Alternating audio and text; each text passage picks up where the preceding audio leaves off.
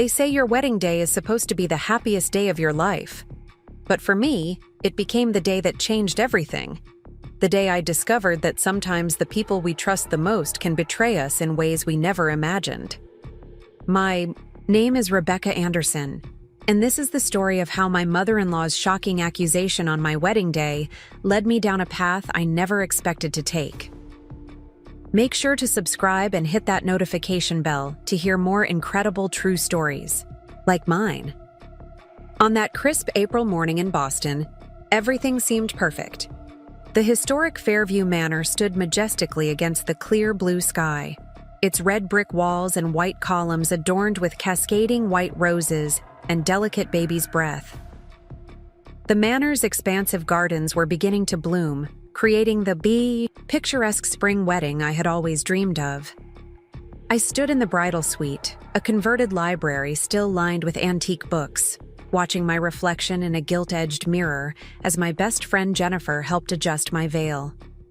The ivory lace of my dress caught the morning light streaming through the floor-to-ceiling windows, creating patterns that danced across the hardwood floors. "You look absolutely breathtaking, Becky," Jen whispered, her eyes meeting mine in the mirror. She'd been by my side since our freshman year at Boston University, through every up and down, including the whirlwind romance with Daniel that had led to this moment. My hands trembled slightly as I adjusted my grandmother's pearl necklace. Something borrowed, something old. 5 years of dating Dan, 3 years of living together, and now, finally, we were about to become husband and wife. Everything was falling into place exactly as we'd planned. The flowers have arrived, and they're absolutely perfect. Kate, our wedding planner, announced as she breezed into the room, her clipboard clutched to her chest. The string quartet is set up in the garden, and the guests are beginning to arrive. "How are you feeling, Rebecca?" Before I could answer, my mother Margaret and sister Amy burst into the room, their faces glowing with excitement. "Oh, sweetheart," Mom exclaimed, her eyes welling with tears as she took in my appearance. "You look just like an angel." The next hour passed in a blur of final touches and photographs. My father Robert appeared at the door, looking distinguished in his tuxedo, his silver hair perfectly combed. "Ready to walk down the aisle, Pumpkin?" he asked, his voice thick with emotion. That's when we heard it, the first sign that something was terribly wrong. Raised voices echoed through the manor's hallways, growing louder and more intense with each passing second. Jen frowned, moving toward the door to investigate. "I don't care if she's getting ready. Where is she? Where is that thief?" The sharp, accusatory voice of Patricia Mitchell, Dan's mother, cut through the peaceful atmosphere like a knife. My stomach dropped. In the 5 years I'd known Patricia, she'd never fully warmed to me, always maintaining a cool politeness that masked her disapproval of her son's choice. But this was something entirely different. The door burst open before anyone could react. Patricia stood there, her perfectly coiffed gray hair slightly disheveled, her face red with fury. Behind her, I could see Dan's father George trying to pull her back, looking mortified. "You!" she screamed, pointing a manicured finger at me. "How dare you! How dare you steal my mother's diamond brooch!"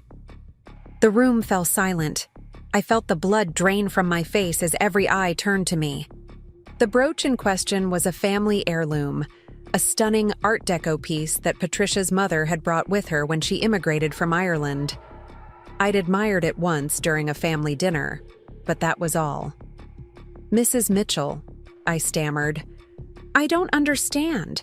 I haven't taken anything." "Liar!" she spat. "It was in my jewelry box last night and now it's gone.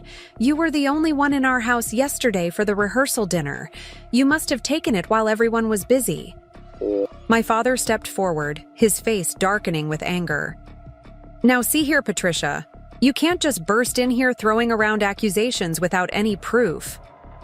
But Patricia was beyond reason. She began ranting about how she'd always known I was after the family's wealth, how I'd manipulated Dan into proposing, how she'd seen me eyeing the brooch months ago, Each word felt like a physical blow. Then Dan appeared in the doorway, his face pale and serious. Our eyes met, and in that moment, I felt my world begin to crumble. There was doubt in his eyes. Doubt about me. "Becky," he said quietly, "if you took the brooch, please just return it. We can forget this happened and move forward with the wedding." Those words hit me like a bucket of ice water. After 5 years together, after everything we'd shared, he couldn't even give me the benefit of the doubt. I felt something break inside me. Not just my heart, but my faith in everything I thought we'd built together. "Dan," I whispered, my voice shaking, "how can you even think I would do something like this?" The chaos in the room grew as more wedding guests gathered at the door, drawn by the commotion. I could hear their whispers, see their stares. My perfect day was unraveling before my eyes. But worse than that, my perfect relationship was being exposed as something far more fragile than I'd ever imagined. Jen stepped forward, placing herself between me and Patricia like a shield. "This is ridiculous," she declared. "Becky would never steal anything. She's one of the most honest people I know." But Patricia wasn't finished. She turned to the gathered crowd, playing to her audience. "She's fooled you all with her sweet act, but I've always known what she really is. A gold digger, a thief." I looked around the room, at the faces of the people I loved, at the beautiful wedding dress I'd spent months choosing, at the flowers and decorations that now seemed to mock me with their perfection. This was supposed to be the beginning of my happily ever after. Instead, it was turning into a nightmare. "Dan," I said again, my voice stronger now despite the tears threatening to fall. "Do you believe her? Do you honestly think I would steal from your family?" He shifted uncomfortably, looking between his mother and me. His silence was deafening, and in that silence, I found my answer.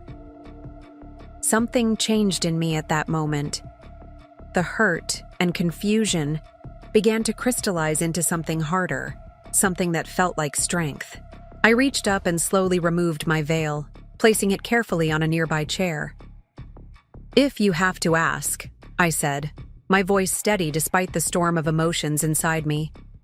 "If you don't know me well enough after 5 years to trust me without question, then maybe we shouldn't be getting married at all."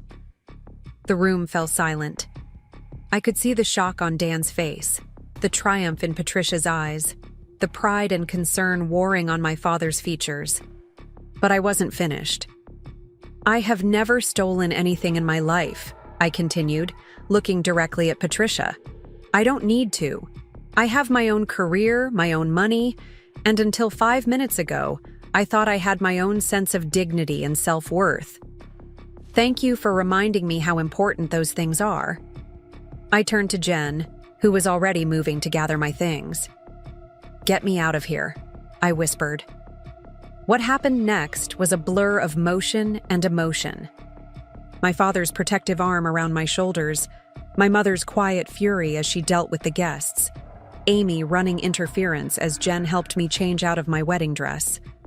Through it all, I could still hear Patricia's voice, still making accusations, still trying to paint me as the villain in her story. But I wasn't listening anymore.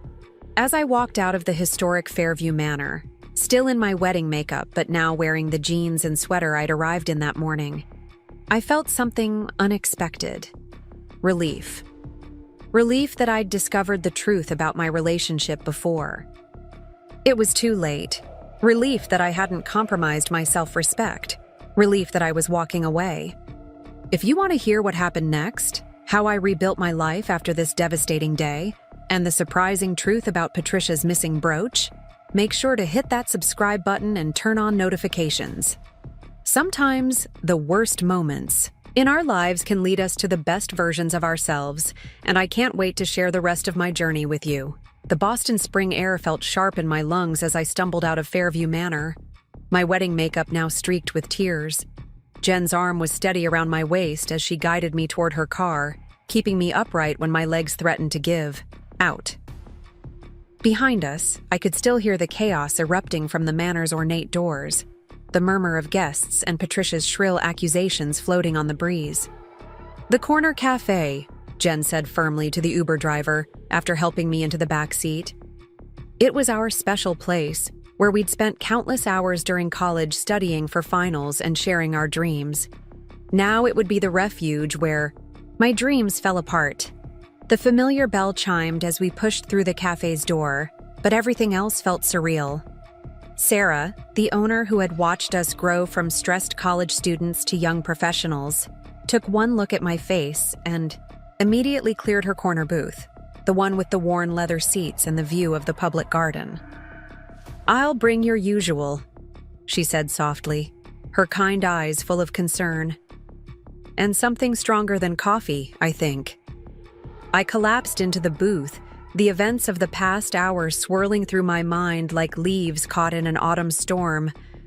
My phone buzzed incessantly. Messages from guests, from family, from Amy, who was trying to manage the situation back at the manor. Preparing and narrating this story took us a lot of time, so if you are enjoying it, subscribe to our channel. It means a lot to us. Now back to the story. I turned it face down on the table, unable to deal with anyone else's reactions or questions. "He didn't defend me," I whispered, the reality of it hitting me anew. 5 years together, and he couldn't even defend me. Jen reached across the table and squeezed my hand. "Because he's weak, Becky. He's always been weak when it comes to his mother.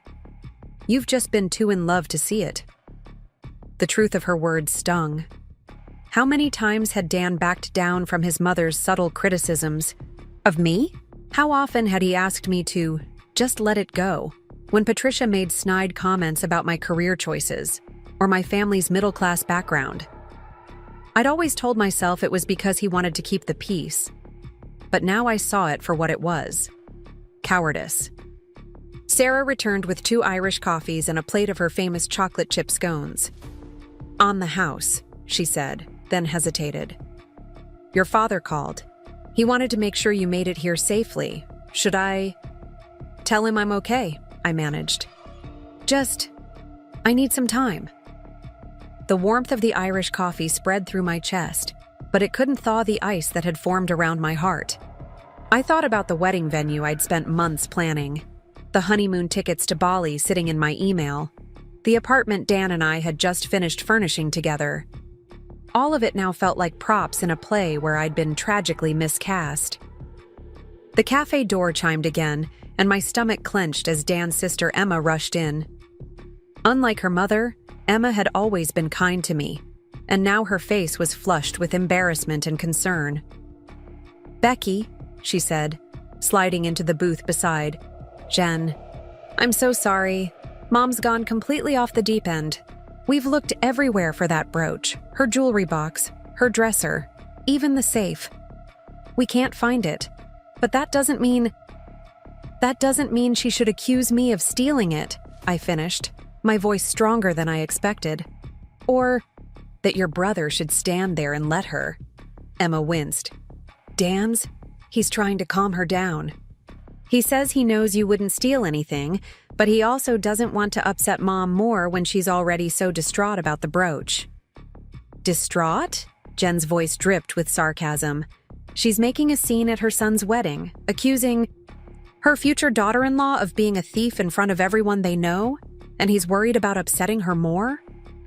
I stared into my coffee, watching the cream swirl in abstract patterns.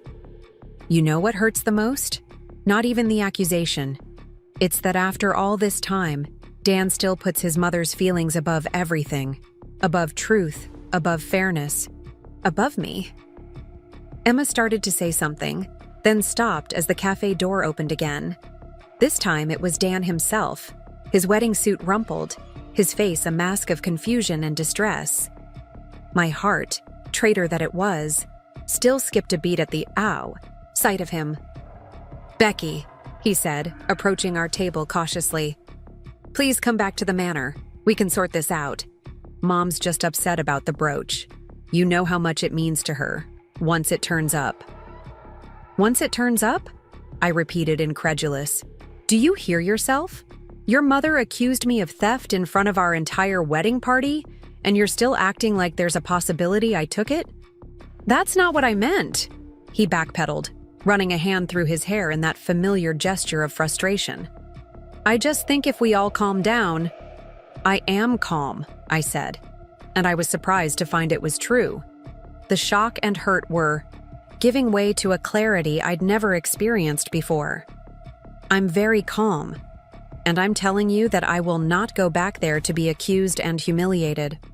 I won't spend my life trying to prove myself worthy to your mother. And I won't be with someone who doesn't trust me completely. Of course I trust you, Dan protested, but his eyes slid away from mine as he said it. I love you.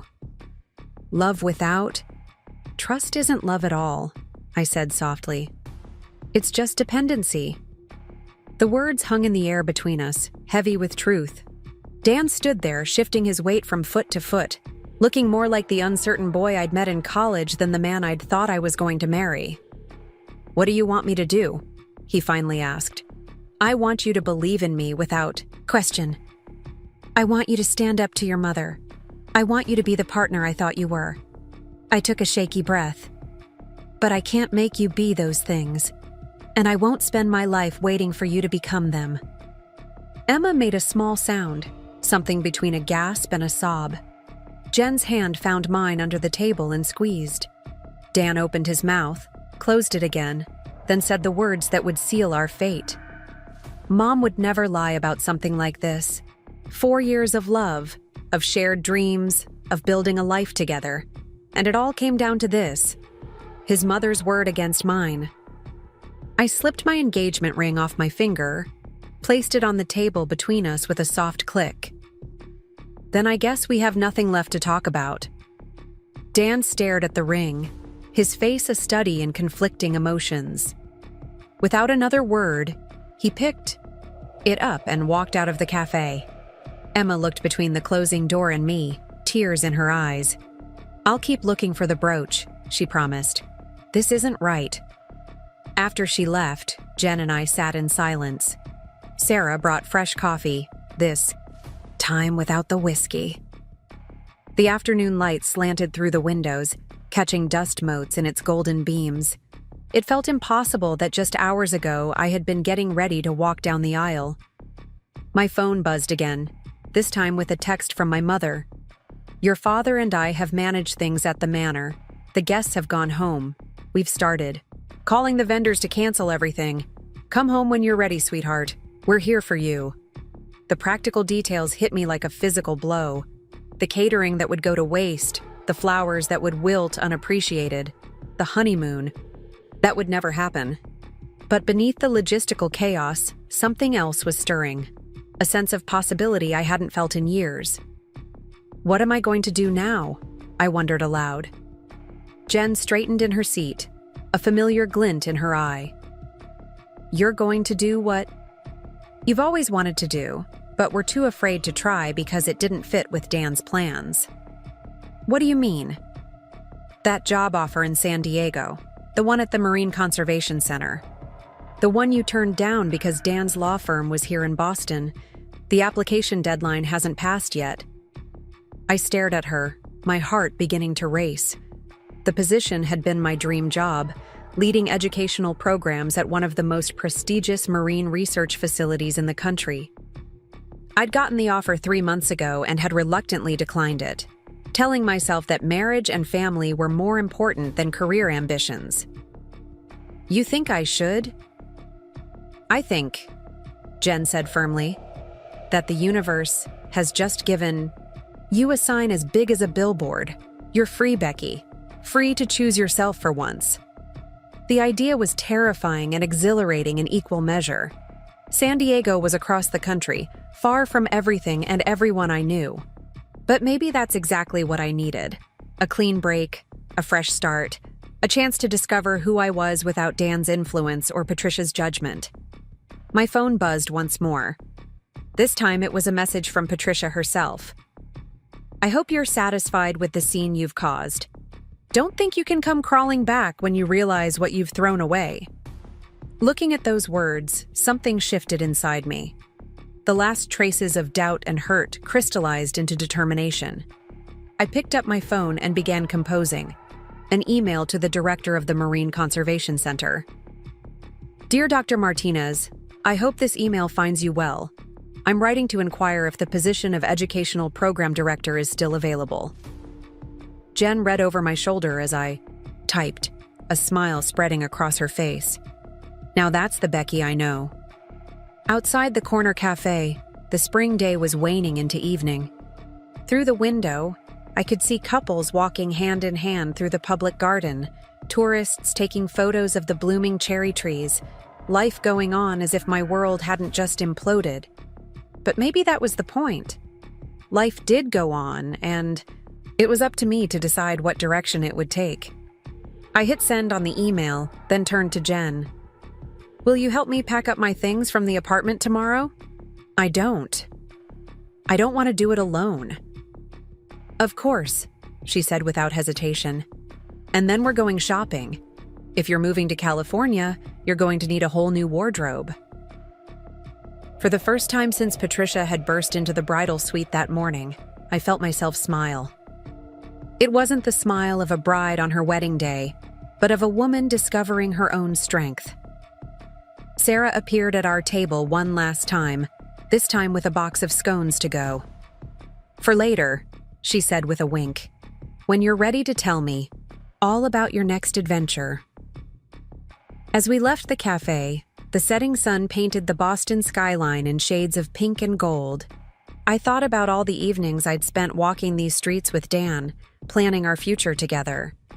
Now I was walking them alone, but somehow I felt lighter, freer. My phone chimed with a new email notification. Dr. Martinez wanted to set up a video interview for tomorrow morning. The future was rushing toward me faster than I'd expected, but I was ready to meet it head on. You know what the funny thing is? I said to Jen as we walked toward her car.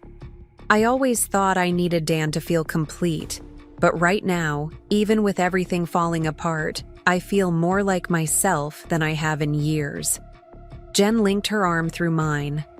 Sometimes we have to lose everything we thought we wanted to find what we actually need. The wisdom of her words settled over me like a warm blanket. I had lost my wedding day, my fiancé, my carefully planned future. But in their place, I had found something far more valuable. The courage to choose my own path, the strength to stand up for myself, and the freedom to become whoever I wanted to be. As we drove through the darkening streets of Boston, I realized that this wasn't the end of my story. It was just the beginning of a new chapter, one where I was both the author and the heroine. And despite everything that had happened, despite the pain and the humiliation and the lost dreams, I couldn't wait to see what the next page would bring. The morning after my almost wedding dawned with a surreal quietness. I found myself sitting at my parents' kitchen table, laptop open in front of me, preparing for my video interview with Dr. Martinez at the San Diego Marine Conservation Center. The familiar scent of my mother's coffee filled the air, grounding me in reality when everything else felt like a dream. You've got this, sweetheart, my mother said, placing a steaming mug beside me. She'd already helped me set up a makeshift interview space in the study, hanging a neutral backdrop and positioning the lighting just right. The small gestures of support threatened to undo my carefully maintained composure. My phone had finally stopped its constant buzzing, but the damage was visible in the notifications. 47 missed calls, 156 text messages, and countless social media alerts. I'd shut off all my accounts the night before, unable to face the inevitable gossip and speculation. The local country club circles where Patricia Mitchell reigned supreme would be having a field day with this scandal. At precisely 9 a.m., Dr. Martinez's face appeared on my screen. She was a woman in her 50s with kind eyes and silver-streaked hair, sitting in an office with a massive aquarium visible behind her. The gentle movement of tropical fish in the background had an oddly calming effect. Rebecca Anderson, she greeted warmly. I must admit, I was surprised to receive your email.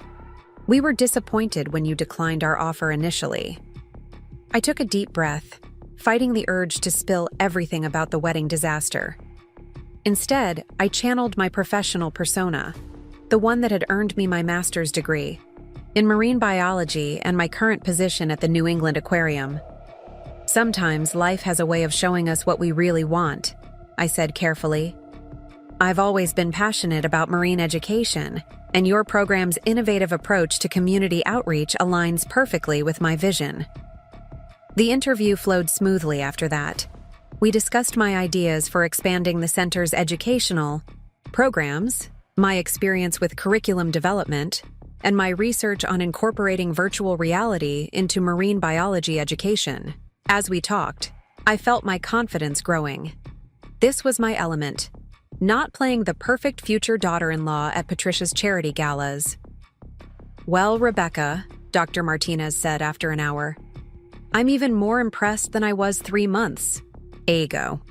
The position is yours if you still want it. When can you start?" The question hung in the air like a lifeline. 2 weeks, I heard myself say. I can be there in 2 weeks. After the call ended, I sat in silence, letting the magnitude of what I'd just done sink in. In 2 weeks, I would be on the opposite coast, starting a new life. The thought was equal parts terrifying and liberating. My moment of reflection was interrupted by the doorbell. Through the front window, I could see Emma standing on the porch, clutching her purse nervously. Part of me wanted to ignore it, but she'd been kind to me and she deserved better than that. "Emma," I said, opening the door, "what are you doing here?" She looked like she hadn't slept, her usually perfectly styled hair pulled back in a messy ponytail. "Can we talk? Please?" My mother appeared in the hallway, protective instincts clearly battling with her ingrained hospitality. "Would you like some coffee, Emma?" Emma nodded gratefully, and soon we were seated in the living room, the same room where Dan had asked my parents for their blessing 6 months ago. The memory felt like it belonged to someone else's life. "Mom's still looking for the brooch," Emma began, staring into her coffee cup. "She's turned the house upside down. Dad's trying to convince her to file an insurance claim, but she insists it has to be somewhere. Or that someone took it. And by someone, she means me," I said flatly. Emma flinched. "Dan's a mess. He keeps saying he should have handled things differently, but he doesn't know how to fix it. Mom's got him convinced that if he tries to contact you, it'll look like an admission of guilt on your behalf." A bitter laugh escaped me. "Of course she does. And he believes her, just like he always has. He loves you, Becky. He's just weak," I finished for her. "And I can't build a life with someone who won't stand beside me when things get tough." I took a deep breath. "I got the job in San Diego. I'm leaving in 2 weeks. Emma's eyes widened. "San Diego? But what about the aquarium here? Your life is in Boston." "My old life was in Boston," I corrected gently. "The life I thought I wanted. The life that revolved around making everyone else happy. Your mother, Dan, society's expectations. But that life ended yesterday morning when your mother decided I was a thief, and your brother couldn't find the courage to defend me." Tears spilled down Emma's cheeks. "I'll miss you. You were the sister I always wanted." The simple honesty of her words cracked my composure. We hugged, both crying now, mourning the future we'd thought we would share. When we pulled apart, Emma wiped her eyes and reached into her purse. "I brought something for you," she said, pulling out a small package wrapped in tissue paper. "I found it last night when I was helping Mom search for the brooch. It's the birthday card you gave me last year, remember? The one with the hand-drawn sea turtles?" I remembered. I'd spent hours sketching those turtles, incorporating elements of Emma's favorite colors and patterns. She'd been so delighted that I'd created something specially for her instead of buying a generic card. "You kept it?" "Of course I did. It's beautiful, and it was from my heart sister." She placed the card in my hands. I want you to have it back. To remind you that not everyone in the family thinks you're a thief. Some of us know exactly who you are. An incredibly talented, kind person who deserves so much better than what you got." The doorbell rang again before I could respond. This time it was Jen, armed with empty boxes and packing tape. "Ready? To go clear out your stuff from the apartment?" I looked at Emma. "Would you like to help? I know it might be awkward." She was already standing up. "I'll help. It's the least I can do." The drive to the apartment I'd shared with Dan was tense. We knew he would be at work. He'd never missed a day at the law firm, not even when I'd had the flu last winter. The thought sent a fresh wave of hurt through me. Even now, he was probably sitting in his corner office, letting his mother call the shots in his life. The apartment looked exactly as we'd left it yesterday morning. My wedding dress bag still, hung on the closet door, my makeup scattered across the bathroom counter where I'd planned to get ready. The sight of our shared life, frozen in time, made my chest ache. "Where do we start?" Emma asked softly. "Bedroom," I decided. "Let's get the hardest part over with." Working together, we began separating my life from Dan's. Clothes into boxes, jewelry into cases, books into bags. Emma found my marine biology textbooks and research papers, carefully stacking them in a separate box labeled San Diego. Jen tackled the bathroom, efficiently sorting through the accumulated products of our shared life. In the closet, my hand brushed against something soft, the blue cashmere sweater Dan had given me for Christmas. "To keep you warm when I'm working late," he'd said. How many nights had I worn it while waiting for him to come home from the office, making excuses for his absence to myself and others? "Leave it," I said when Emma reached for it. "Leave anything he gave me. I don't want—" My voice trailed off as something caught my eye. There, in the back of the closet, partially hidden behind Dan's old college sweatshirts, was a small jewelry box I'd never seen before. My hands trembled as I reached for it. Inside, nestled on black velvet, was Patricia's missing brooch. The room went completely still. Emma gasped, her hand flying to her mouth. Jen moved closer, peering at the antique piece sparkling innocently in the afternoon light. "That's impossible," Emma whispered. "How?" My mind raced, trying to make sense of it. The box wasn't mine. I'd never seen it before. But it had been in our closet, hidden among Dan's things. The implications were staggering. "She planted it," Jen said, her voice hard with anger. "Your perfect mother-in-law planted her own brooch in your closet just to cause a scene at the wedding." But Emma was shaking her head, her face pale. No, Mom wouldn't. She's been tearing the house apart looking for it, unless she hadn't been looking for it at all. Unless the searching was just part of the act. Unless this had all been an elaborate plan to prevent the wedding without having to admit she simply didn't want me in her family. I carefully closed the box, my hand steady now. "Emma, I think you should take this. Give it back to your mother. Don't tell her where you found it." "But Becky, this proves you didn't take it. We should tell everyone." I shook my head. "And then what? Your mother will claim I planted it there to frame her. Dan will be caught in the middle again. Nothing will change except there will be more drama, more accusations, more pain." I pressed the box into her hands. "Let it go." "I have." Emma stared at me, understanding slowly dawning in her eyes. "You're really leaving, aren't you? Not just the apartment, not just Dan, but all of it." "I'm choosing myself," I said simply. Maybe for the first time in my life. We finished packing in silence, each lost in our own thoughts. By late afternoon, my life had been reduced to a collection of boxes and bags. Looking around the half-empty apartment, I felt strangely peaceful. The discovery of the brooch should have angered me, should have made me want to fight back and clear my name. Instead, it had given me the final push I needed to let go completely. As we carried the last box to Jen's car, I turned to Emma. Take care of yourself. And take care of Dan, too. He might not have been strong enough to be what I needed, but he's still your brother. She hugged me fiercely. I'll miss you so much. Promise you'll stay in touch? I promise, I said, knowing it was probably a lie. Some bridges once burned couldn't be rebuilt. Sometimes that was for the best. Later that evening, sitting in my childhood bedroom surrounded by boxes of my past life, I opened my laptop and booked a one-way ticket to San Diego.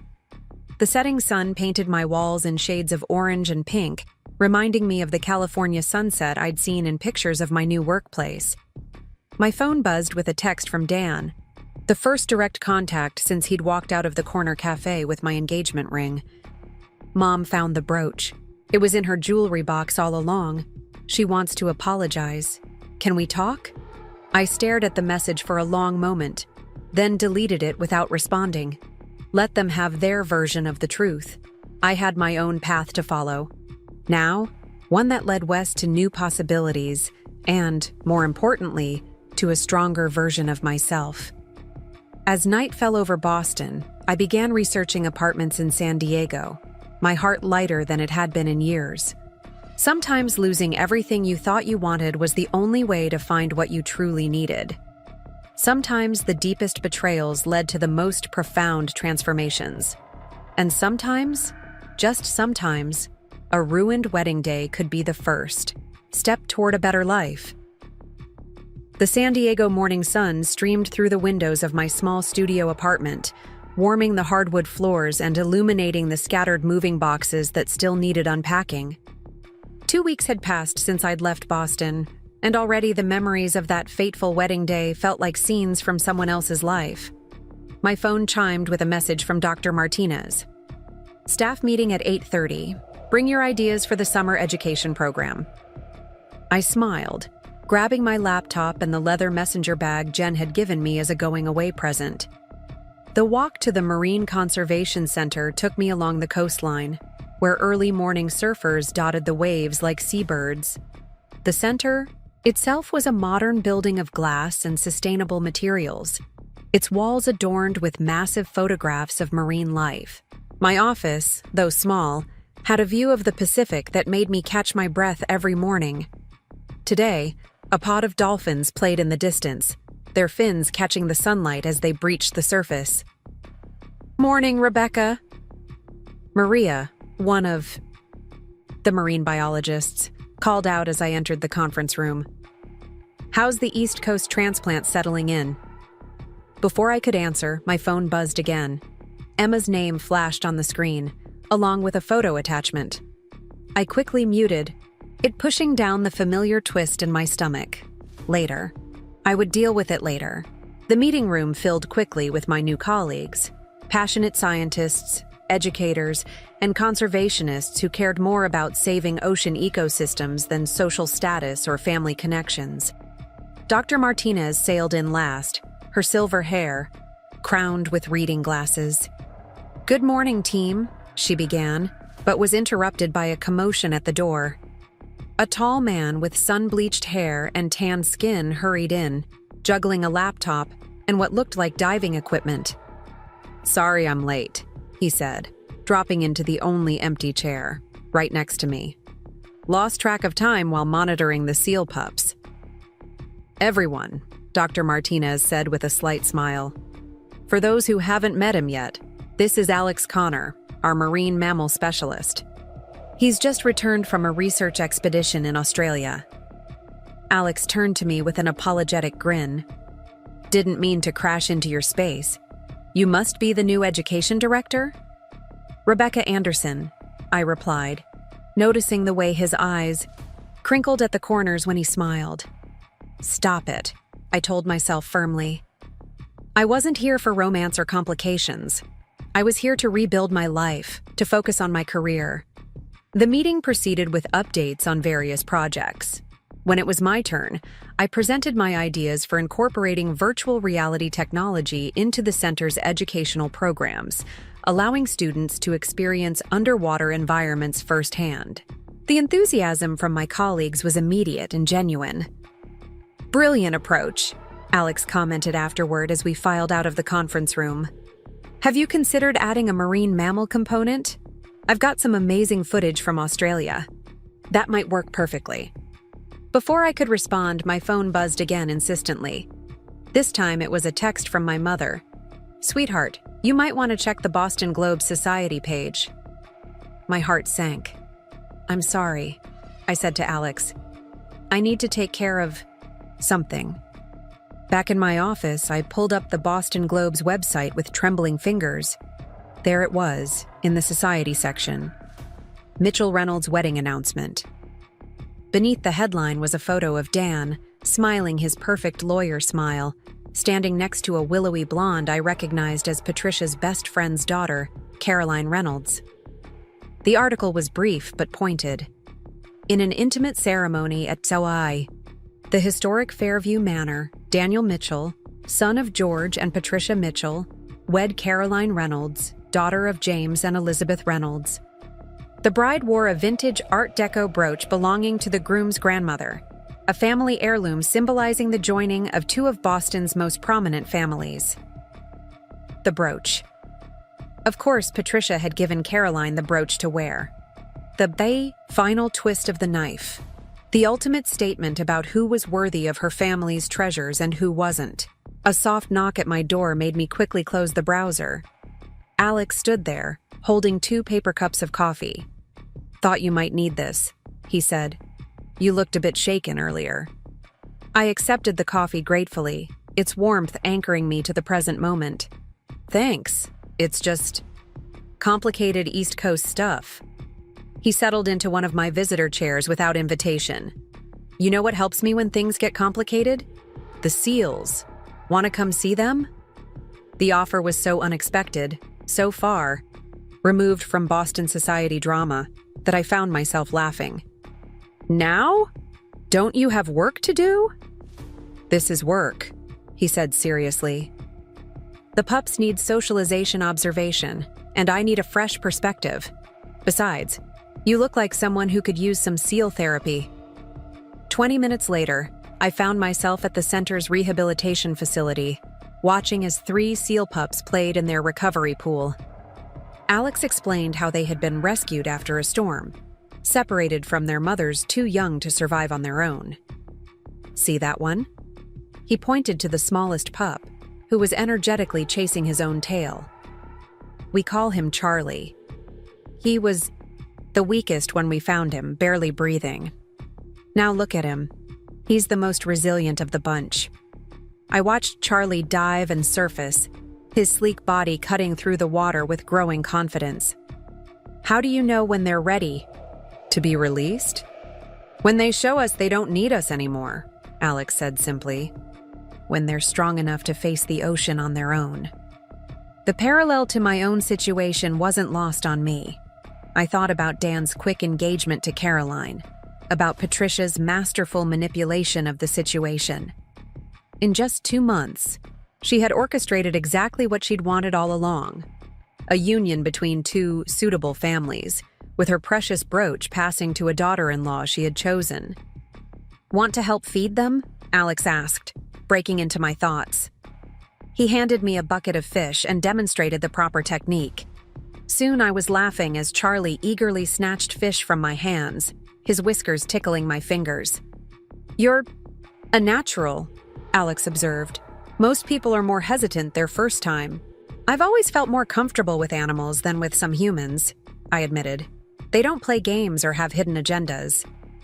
He studied me for a moment. "You know, there's a group of us that goes diving on weekends. Nothing fancy, just exploring the local reefs, documenting marine life. You should join us sometime."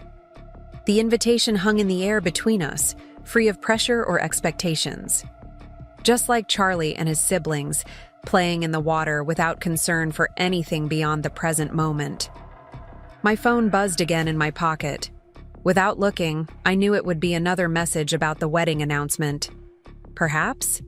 From Jen, trying to protect me, or from Emma, trying to explain. Instead of checking it, I turned back to the seals. "Tell me more about the diving group," I said. The rest of the afternoon passed in a blur of activity. Alex showed me around the rehabilitation facility, introducing me to other rescued animals: sea turtles recovering from fishing line injuries, a young sea lion learning to swim with a partially paralyzed flipper, an elderly pelican who had adopted the facility as his permanent home. As the sun began to set, painting the sky in shades of pink and gold so different from Boston's sunsets, Alex walked me back to my office. "The dive group meets at La Jolla Cove on Saturday mornings," he said casually. 7 a.m. if you're interested." Back home in my small studio, I finally gathered the courage to check my messages. Emma had sent several photos of the wedding. Dan and Caroline exchanging vows in the same spot where I should have stood, Patricia beaming with triumph, the cursed brooch gleaming on Caroline's dress. But instead of the pain I had expected, I felt only a gentle sadness, like watching the end of a movie I had already walked out of. I opened my laptop and began working on my educational program proposals, incorporating Alex's suggestions about the marine mammal footage. My phone buzzed one final time for the night. It was a text from Dr. Martinez. "Excellent work today, Rebecca. Your VR proposal has already generated interest from several school districts. You're exactly what this program needed." I walked to my window, looking out at the Pacific Ocean sprawled under the stars. Somewhere out there, Charlie and his seal siblings were learning to be strong, to survive, to thrive, just like me. Opening my calendar app, I marked Saturday morning with a new entry: 7 a.m., La Jolla Cove diving. Then I began unpacking the last of my moving boxes, finally ready to make this space, this city, this life fully mine. Tomorrow would bring new challenges, new opportunities, new chances to grow.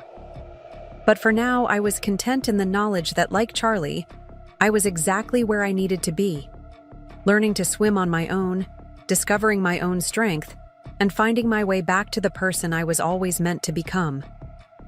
The salty breeze drifted through my open window, carrying with it the distant sound of waves and the promise of adventures yet to come. In Boston, Patricia Mitchell might be celebrating her social triumph, but here, 3,000 miles away, I was celebrating something far more valuable: my freedom to choose my own path, to write my own story, and to find happiness on my own terms. I picked up my phone one last time, not to check messages, but to send one. To Jen. "Remember when you said losing everything I thought I wanted might lead me to what I really need? I think I'm starting to understand what you meant." Her reply came almost instantly. "Proud of you, Becky. Now go show those seals how it's done." I smiled, thinking of Charlie chasing his tail in the rehabilitation pool, of Alex's kind eyes and uncomplicated friendship, of the vast ocean waiting to be explored. Sometimes the best revenge wasn't confrontation or vindication. It was simply living well, on your own terms, without looking back. The night wrapped around me like a comfortable blanket as I finally began to unpack the last box, the one labeled Boston Memories. Each item I pulled out felt lighter now, less charged with emotion. They were just objects, after all, pieces of a past that had shaped me but no longer defined me. At the bottom of the box, I found the birthday card I'd drawn for Emma, the one with the sea turtles. Looking at it now, I could see how my art had improved, how my understanding of marine life had deepened. Perhaps it was time to start drawing again, not for others' approval, but for the pure joy of creation. Picking up my sketchbook, I began to draw. Not sea turtles this time, but seals. Charlie and his siblings, playing in their pool, teaching. Me without words that sometimes the greatest strength lies not in holding on, but in learning when to let go. The morning of my first dive with the La Jolla group dawned clear and crisp. I arrived at the cove early, watching the sun paint the water in shades of amber and rose. My newly purchased wetsuit felt snug and unfamiliar, a physical reminder of all the changes in my life. Alex was already there, checking equipment with practiced efficiency. He looked different outside of the Marine Conservation Center, more relaxed, his hair tousled by the morning breeze. "You came," he said, looking pleased but not surprised. "I came," I agreed, trying to ignore the flutter in my stomach that had nothing to do with pre-dive nerves. Though I should warn you, I haven't done this since my certification dives in the Caribbean. Other divers began arriving. Maria from the center's research department, a marine photographer named James, and several others whose names blurred together in my pre-coffee haze. They welcomed me with easy warmth, so different from the calculated social interactions I'd grown used to in Boston. "Ready for your Pacific baptism?" Alex asked as he helped me check my gear. His hands were confident and professional, but I couldn't help noticing how they lingered slightly when adjusting my tank straps. "The visibility isn't Caribbean clear, but wait until you see what's down there." The water was cooler than I expected, even through the wetsuit. We descended slowly, Alex staying close as I adjusted to the conditions. And then, as my eyes adapted to the filtered sunlight, I saw it, an underwater world more vibrant than anything I'd imagined. Bright orange Garibaldi fish darted between swaying kelp forests. A leopard shark glided past, its spotted pattern mesmerizing. Schools of silverfish moved like liquid mercury, parting and reforming around us as we swam deeper. Alex pointed to a rocky outcropping where several harbor seals lounged, regarding us with curious eyes. One young seal peeled away from the group, swimming playful loops around us. For a moment, I forgot everything. Boston, the wedding, Patricia's schemes. Here, 30 feet underwater, none of that mattered. The hour passed too quickly. As we surfaced, Alex's face broke into a wide grin. "So? How does the Pacific compare to your East Coast aquarium?" I searched for words that could capture the experience. "It's real, raw, uncontained. Like life should be," he said quietly. The group headed to a nearby cafe for post-dive breakfast. Over steaming mugs of coffee and plates piled with eggs and toast, they shared stories of memorable dives, close, encounters with marine life, and underwater photography mishaps. I found myself laughing more than I had in months. "We're planning a night dive next weekend," James mentioned casually. "The bioluminescence has been incredible lately. You should join us." Before I could respond, my phone lit up with an incoming video call from Emma. I hadn't spoken to her since leaving Boston, though she'd continued sending texts and photos I'd only half read. Making my excuses, I stepped outside the cafe. "Emma, is everything okay?" Her face appeared on screen, looking troubled. "Becky, I had to call. Have you seen the latest?"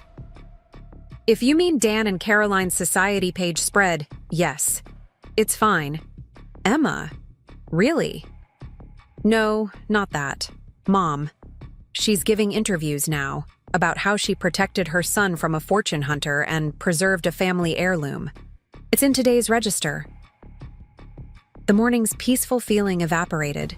Through the cafe window, I could see Alex watching me with concern.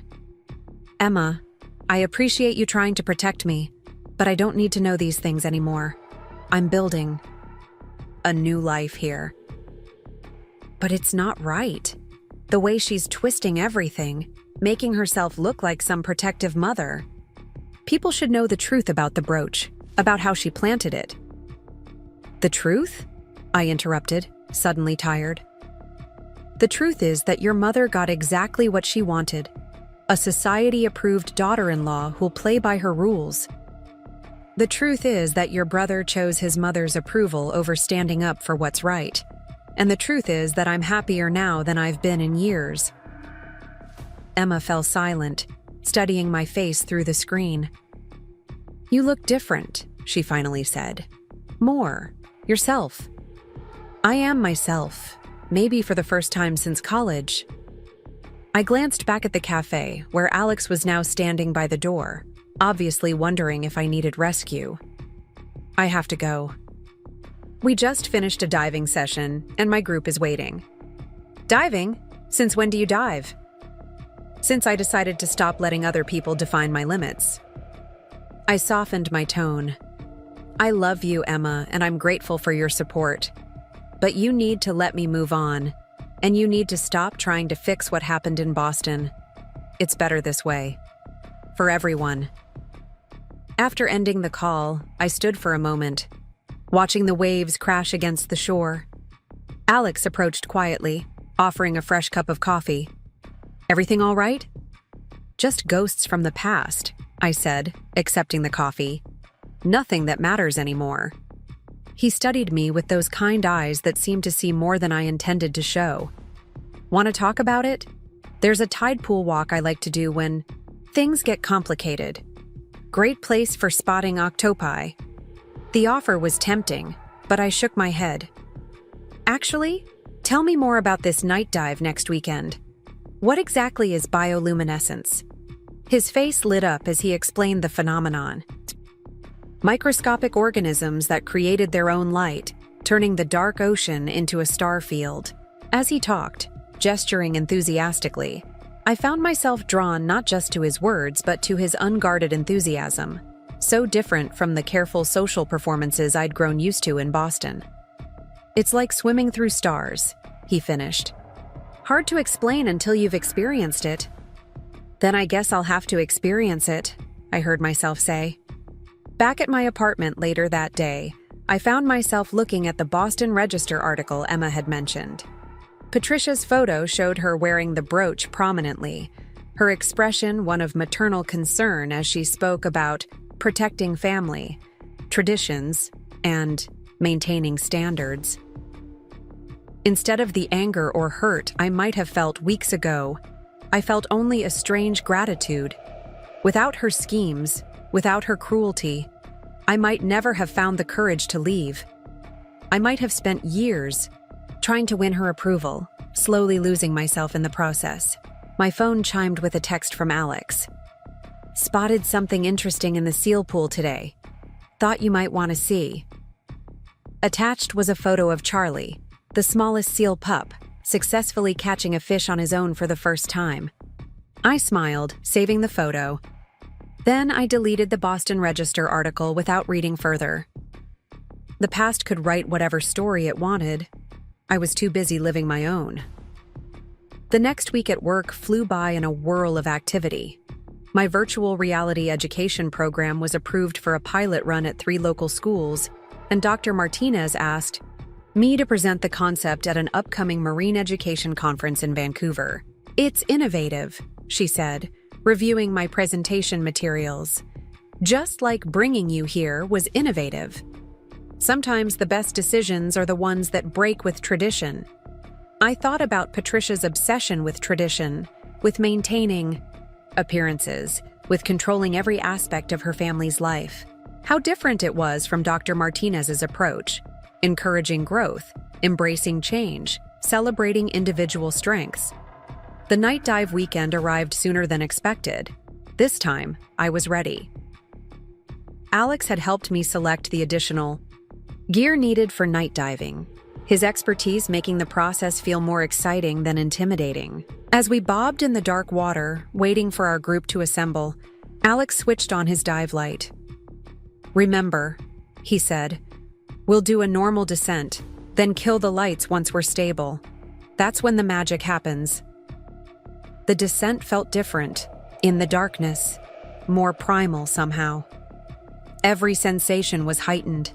The sound of my breathing through the regulator, the feel of water moving against my skin, the way the dive light created tunnels of visibility in the black water. At 30 feet, Alex gave the signal. One by one, we switched off our lights.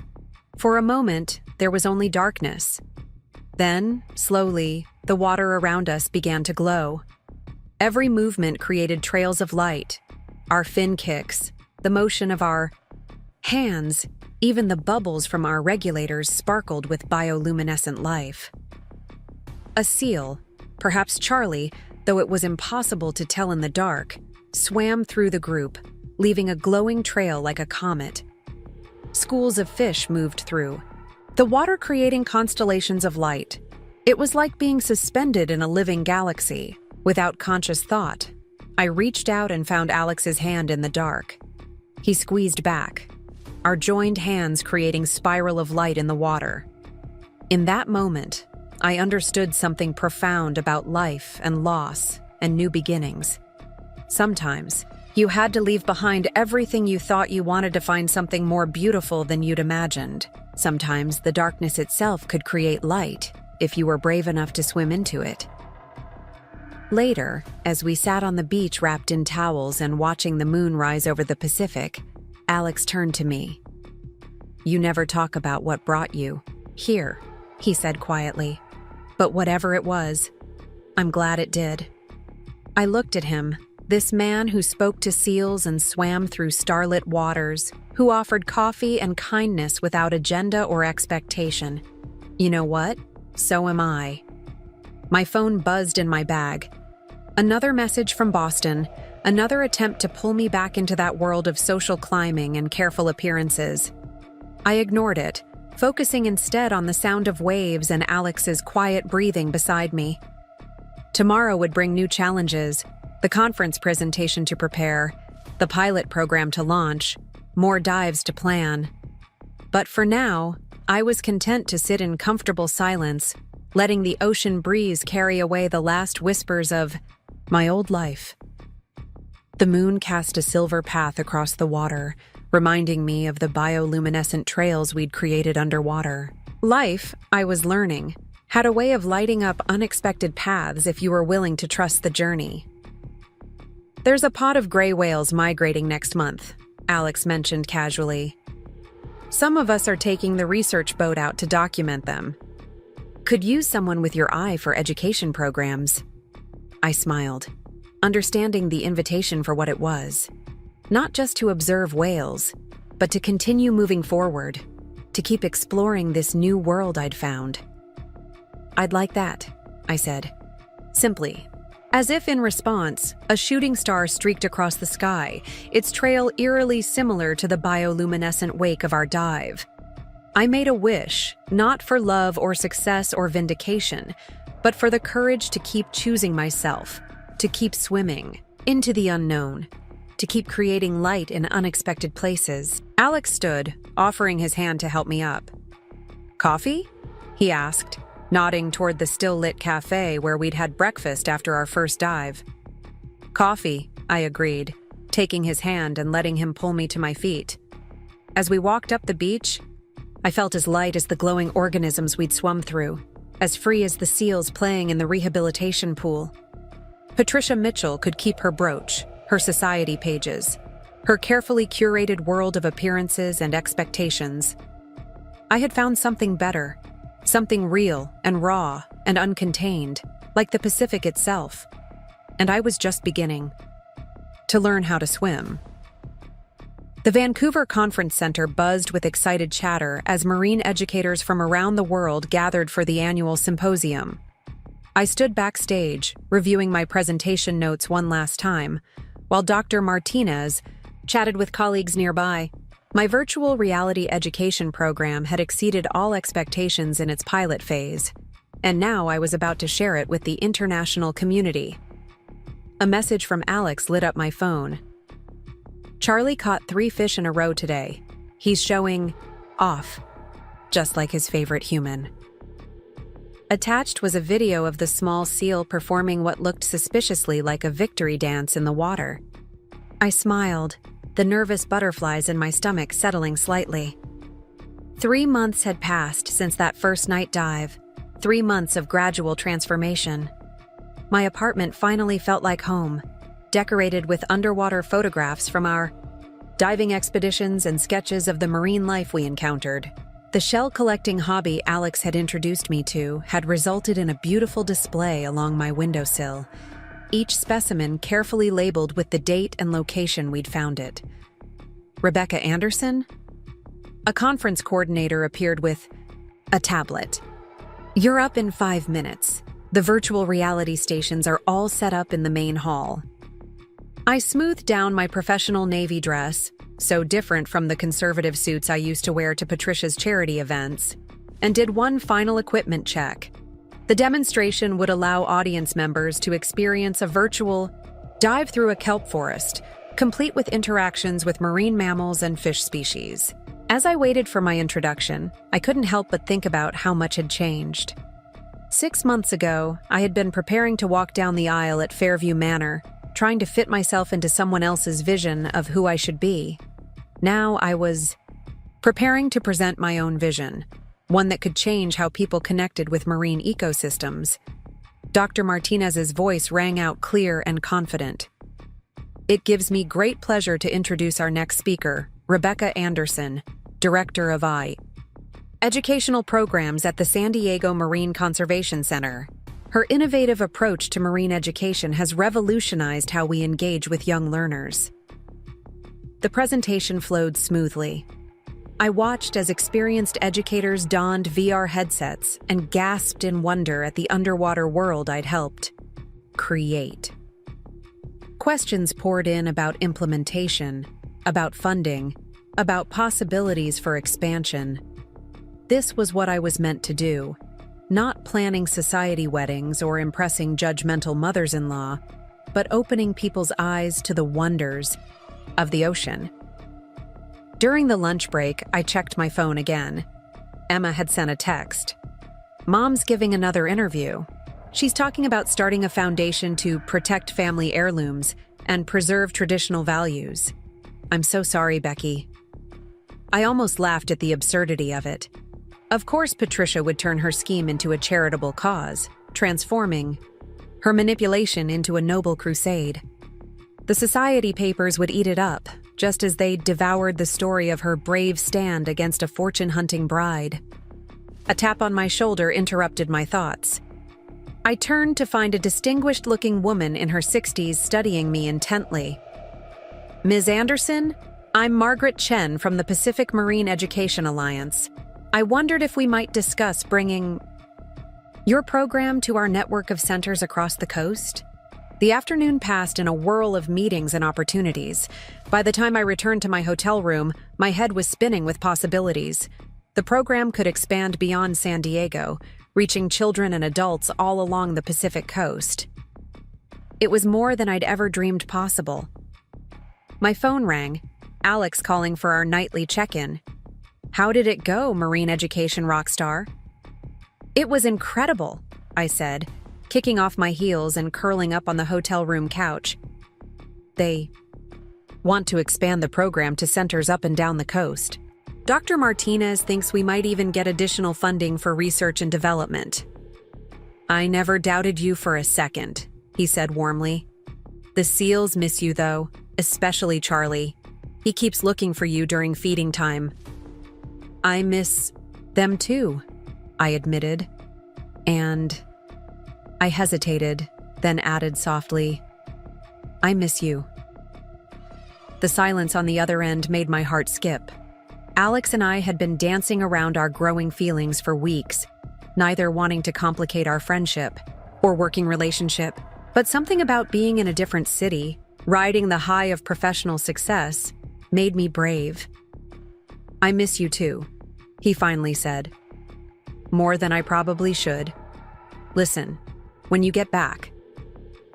A knock at my hotel room door interrupted us. Hold that thought, I said quickly. Someone's at the door. I opened it to find a hotel staff member holding an elaborate flower arrangement. Delivery for Rebecca Anderson? My stomach clenched. The last time I'd received surprise flowers had been the morning of my almost wedding. A bouquet from Dan with a note about our perfect future together. But these flowers were different. Not roses or lilies, but local wildflowers mixed with sprays of sea lavender. The card read simply, "Proud of you. Can't wait to hear all about it over coffee and tide pools. A." Are those from who I think they are? Alex asked when I returned to the phone. They're perfect, I said, touching one of the delicate purple blooms. How did you even arrange this from San Diego? I have my resources, he laughed, though I had to ask Maria for help with the local flower selection. Did you know sea lavender is actually a coastal plant that's adapted to salt spray? Reminded me of someone else who's adapted and thrived in a new environment. Warmth spread through my chest. This was what real care looked like. Not grand gestures designed for social media, but thoughtful actions that showed true understanding. About when I get back, I said, gathering my courage. Maybe we could have that coffee somewhere other than the cafe. Somewhere more. Date-like? Rebecca Anderson, are you asking me out? Maybe I am. Unless you have some strict policy against dating coworkers who abandoned their weddings and fled across the country. His laugh was warm and rich. I think I can make an exception for marine education rock stars who talk to seals. We chatted for a while longer, making plans for my return, sharing stories about the conference and the center. When we finally hung up, I stood at the hotel window looking out over the Vancouver skyline, feeling more certain than ever that I was exactly where I was meant to be. My phone buzzed with a news alert, another Boston Register article. Patricia Mitchell's foundation was hosting its first gala, with Caroline serving as co-chair. The photo showed them posed together, the infamous brooch prominently displayed on Caroline's designer dress. For the first time, I could look at such news without any pain or anger.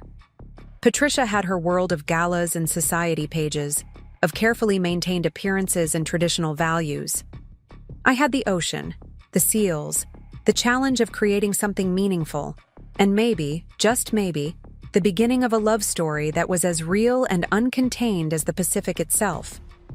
A message popped up from Dr. Martinez. The Pacific Marine Education Alliance wants to fast-track the program expansion. They're offering additional funding and resources. We should discuss timeline when you return. I looked at the sea lavender bouquet, at the conference materials spread across my hotel room, at the VR headset that had helped me share my vision with the world. 6 months ago, I had thought my dreams were limited to becoming Mrs. Daniel Mitchell and gaining Patricia's approval. Now my dreams were as vast as the ocean, and I was just beginning to explore their depths. Tomorrow would bring more meetings, more opportunities, more chances to build something meaningful.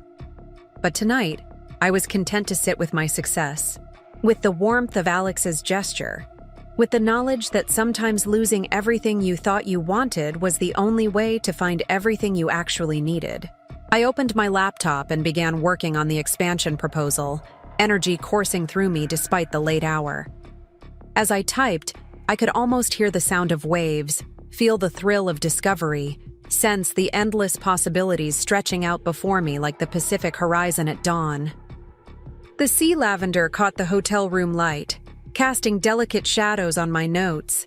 Such a different flower from the roses that had decorated Fairview Manor, but so much more meaningful. Like me, it had found its strength in adapting to new environments, in embracing the salt spray and coastal winds rather than hiding from them. My phone chimed one last time for the night, a photo from Alex of Charlie the Seal, sound asleep in a patch of evening sunlight. "Sweet dreams, marine education rock star," the caption read. "The Pacific's waiting for you." I smiled, thinking of all the adventures yet to come.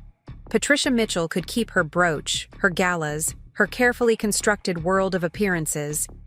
I had found something far more precious: the courage to be myself, the freedom to chase my dreams, and the joy of discovering that sometimes the best things in life come not from following tradition, but from daring to create your own path.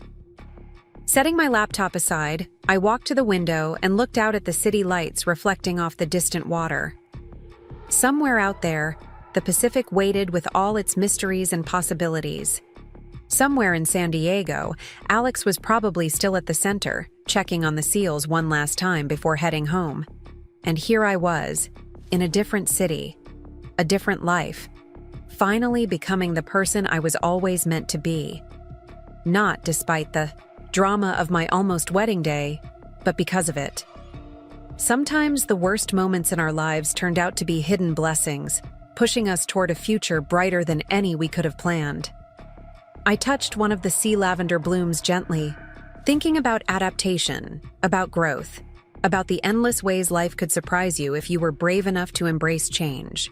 Tomorrow would bring new challenges, new opportunities, new chances to prove that the best revenge wasn't just living well, it was living authentically, fully, and without fear. The Vancouver night wrapped around me like a comfortable blanket as I finally prepared for bed. In my dreams, I swam through bioluminescent waters, chased playful seals through kelp forests, and created ripples that spread out endlessly into the vast, beautiful unknown. Landing back in San Diego felt like coming home. The familiar salt breeze wrapped around me as I exited the airport, carrying with it promises of tide pools and diving adventures. Alex waited by his truck, sunglasses pushed up into his windswept hair, looking exactly like what he was, a marine biologist who spent more time with seals than in conference rooms. "Welcome back, Rockstar," he grinned, taking my luggage. The SEALs sent a welcoming committee, but I told them airport security might not appreciate it. The easy banter between us had shifted subtly during my week away, charged with new possibility, after our phone conversation. As we drove along the coast toward my apartment, his hand found mine across the center console, fitting there as naturally as shells nestled in sand. "The center's been buzzing about your presentation," he said. "Dr. Martinez sent the video to everyone. Even the maintenance staff is talking about virtual reality now." My apartment looked different somehow when we arrived, though nothing had changed. Maybe I was the one who had changed, returning with expanded horizons and newfound confidence. The sea lavender Alex had sent to Vancouver now sat dried and preserved on my windowsill, a reminder of possibilities. "Coffee?" I offered, suddenly shy despite our months of friendship. "Or we could walk down to the tide pools. Charlie's probably wondering where I've been." "Actually," Alex said, rubbing the back of his neck in a gesture I'd come to recognize as nervous excitement, "I had something else in mind. Remember that whale migration I mentioned? The pod was spotted this morning heading south. The research boat's ready if you're not too tired from traveling." An hour later, we stood on the deck of the center's research vessel, scanning the horizon for signs of gray whales. The December sun warmed my face as Alex explained the migration patterns, his hand occasionally brushing mine as he pointed out areas of interest. "There!" Maria called from the bow. 2 o'clock! A massive gray shape broke the surface, water cascading off its barnacle-covered back. Then another, and another.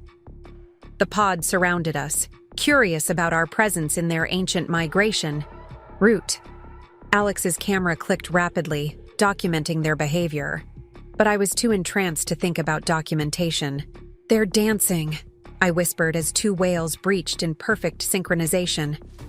Alex lowered his camera, moving closer until his arm pressed against mine. "Nature's best choreography. Better than any society wedding, right?" The comment caught me off guard. We hadn't talked much about my past, about the wedding that wasn't, about Patricia and her schemes. Alex knew the broad strokes but had never pushed for details. "Society weddings are overrated," I said lightly, but my voice caught slightly. He turned to face me fully, the whales momentarily forgotten. "You know, I've been wanting to ask. That day you arrived at the center, when Dr. Martinez introduced us, you looked like someone who had just escaped something terrible, but was trying hard not to show it."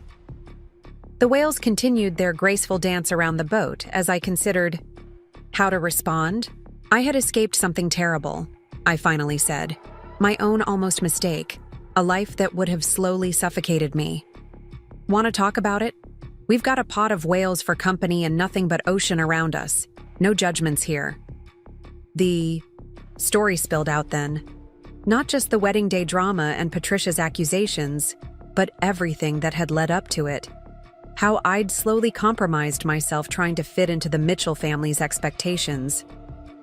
How I'd ignored the red flags in Dan's character, his inability to stand up to his mother, his preference for peace over truth.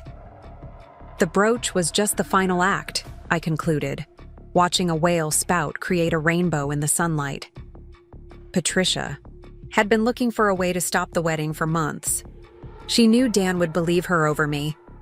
She knew I'd never stay once he showed that doubt. Alex was quiet for a long moment, processing. Then he said something that surprised me. "Thank you." "For what?" "For sharing that. For trusting me with your story. And, selfishly, for not going through with that wedding. Because if you had, you wouldn't be here now, watching whales with a scruffy marine biologist who talks to seals." The simple honesty of his words touched something deep inside me. Here was someone who valued truth over appearances, who saw strength in vulnerability, who understood that sometimes the best things in life came from embracing the unexpected. A whale breached particularly close to the boat, sending spray over us. We laughed, the serious moment breaking like waves on shore. Alex pulled me closer, using his jacket to shield me from the water, and suddenly we were sharing our first kiss on a research vessel surrounded by migrating whales. It wasn't the carefully choreographed first kiss that would have happened at Fairview Manor. It was salty and spontaneous and perfect in its imperfection. When we broke apart, Alex's hair was damp with whale spray and my carefully styled conference appearance was completely disheveled. "I've been wanting to do that since you first talked to Charlie," he admitted. "The seal or the whale?" "Both, all of them. Every time you light up talking about marine education or sketch in your notebook during lunch breaks or help with the rehabilitation feeds, you're kind of irresistible when you're in your element." The sun was setting now, painting the ocean in shades of gold and rose. The whales continued their journey south, their spouts visible in the distance. On the horizon, San Diego's skyline sparkled like a promise of adventures yet to come. My phone buzzed in my pocket, probably another update about Patricia's foundation, or Dan and Caroline's society life. For the first time, I didn't even feel tempted to look. The past was as distant as Boston itself, and my present was far more interesting. "We should head back," Maria called from the wheelhouse, lights fading. The return journey was quiet, comfortable. Alex kept his arm around me as we watched the coast approach, sharing occasional observations about the whale's behavior or plans for upcoming research projects. Everything had changed, yet everything felt completely natural. Back at the dock, Alex helped me gather my research notes and equipment. "So," he said casually, "about that coffee we discussed while you were in Vancouver. Tomorrow?" Suggested. "After morning rounds with the seals? It's a date, a real one, not just our usual cafe breaks." As I walked into my apartment that evening, I was struck by how different my life looked from every angle. 6 months ago, I had been preparing to become Mrs. Daniel Mitchell, trying to fit myself into a world of charity galas and social climbing. Now I was Dr. Martinez's protege, developing innovative marine education programs, falling for a marine biologist who understood that real love was about supporting growth rather than demanding conformity. My phone lit up with a text from Emma. "Mom's Foundation is hosting a Traditional Values in Modern Times symposium. She's invited all the major society families. I think you dodged a bullet, Becky." I smiled, thinking of the real symposium I'd just attended, of the meaningful work being done in marine research and education. Patricia could keep her traditional values and social hierarchies. I had found something far more valuable: authenticity, purpose, and a love that felt as vast and free as the ocean itself. Opening my laptop, I began working on the expansion proposal for the virtual reality program. Alex had suggested incorporating the whale migration footage we'd captured today, adding another layer to the educational experience we were creating. A notification popped up. Another Boston Register article about Patricia's foundation. The photo showed her presenting the infamous brooch to a historical society for preservation of cultural heritage. Caroline stood beside her, perfectly coiffed and polished, everything a Mitchell daughter-in-law should be. I closed the browser without reading the article. Let them have their carefully curated world of appearances and traditions. I had whales, and seals and tide pools, had meaningful work and genuine connections, had someone who kissed me in whale spray and understood that real beauty often came with salt and tangles. A fresh message from Alex appeared. Charlie refused his evening fish until I showed him your picture from the conference. I think he's impressed by your professional look. Either that, or he's plotting to steal your credentials and start his own marine education program. Laughing, I sent back a quick reply. Tell him he has to finish his rehabilitation first. Then we can discuss career options. The night settled around me like a comfortable blanket as I prepared for bed. Tomorrow would bring morning rounds. With the seals, coffee with Alex, more work on the education program expansion. Simple things, real things, things that mattered. My dried sea lavender caught the lamplight, casting delicate shadows on my desk. Such a different flower from the roses that had filled Fairview Manor, but so much more meaningful. Like me, it had found its strength in authenticity rather than artifice. As I drifted off to sleep, I could still feel the gentle sway of the boat, still see the whales dancing in the sunset light. My dreams were filled not with society weddings and family heirlooms, but with ocean depths and endless horizons, with the promise of adventures yet to come, and love that grew wild and free, like seagrass in the tide. Spring arrived in San Diego, with gentle warmth and wildflowers dotting the coastal paths. I sat in Dr. Martinez's office, reviewing the latest data from our expanded virtual reality program. The pilot had grown into a full-fledged initiative, reaching schools up and down the Pacific coast. The engagement metrics are extraordinary, Dr. Martinez said, scrolling through the reports. Students are retaining marine biology concepts at twice the expected rate. The Pacific Marine Education Alliance wants to feature the program at their annual conference in Hawaii. Hawaii. Another opportunity, another step forward in this new life I'd built. Outside the office window, I could see Alex working with a group of interns by the SEAL rehabilitation pool. Charlie, now fully recovered and nearly ready for release, was showing off his hunting skills to the newcomers. They've requested you as the keynote speaker, Dr. Martinez continued, a proud smile lighting her face. Your innovation in marine education is drawing attention from conservation centers worldwide. My phone vibrated silently in my pocket. Probably Jen, who was flying in next week for her first visit since I'd left Boston. Or maybe Emma, who had finally stopped sending updates about Patricia's social machinations and instead shared stories about her own life, her own dreams. When's the conference? I asked, already mentally rearranging my schedule. September. Speaking of which. Dr. Martinez's expression turned serious. The board has been discussing creating a new position, Director of Innovation and Educational Technology. It would involve overseeing the expansion of programs like yours across multiple centers. I'd like you to consider applying.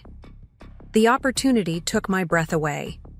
A year ago, I had been preparing to become the perfect society wife, suppressing my ambitions to fit into Patricia Mitchell's narrow view of acceptable feminine achievement. Now I was being offered a chance to shape marine education on an international scale. A knock at the office door interrupted our discussion. Alex poked his head in, his hair wild from the ocean breeze. Sorry to interrupt, but you both need to see this. Charlie's done something incredible. We followed him to the rehabilitation pool, where a small crowd of staff and interns had gathered. Charlie was demonstrating a new hunting technique we'd never seen before, using the pool's water jets to help herd fish into a more easily catchable group. He's innovating, Alex explained excitedly, creating his own solutions instead of just following instinct. It's exactly what we hope to see before release. proof that they can adapt and problem solve in the wild. I watched the small seal, remembering how weak he'd been when he first arrived.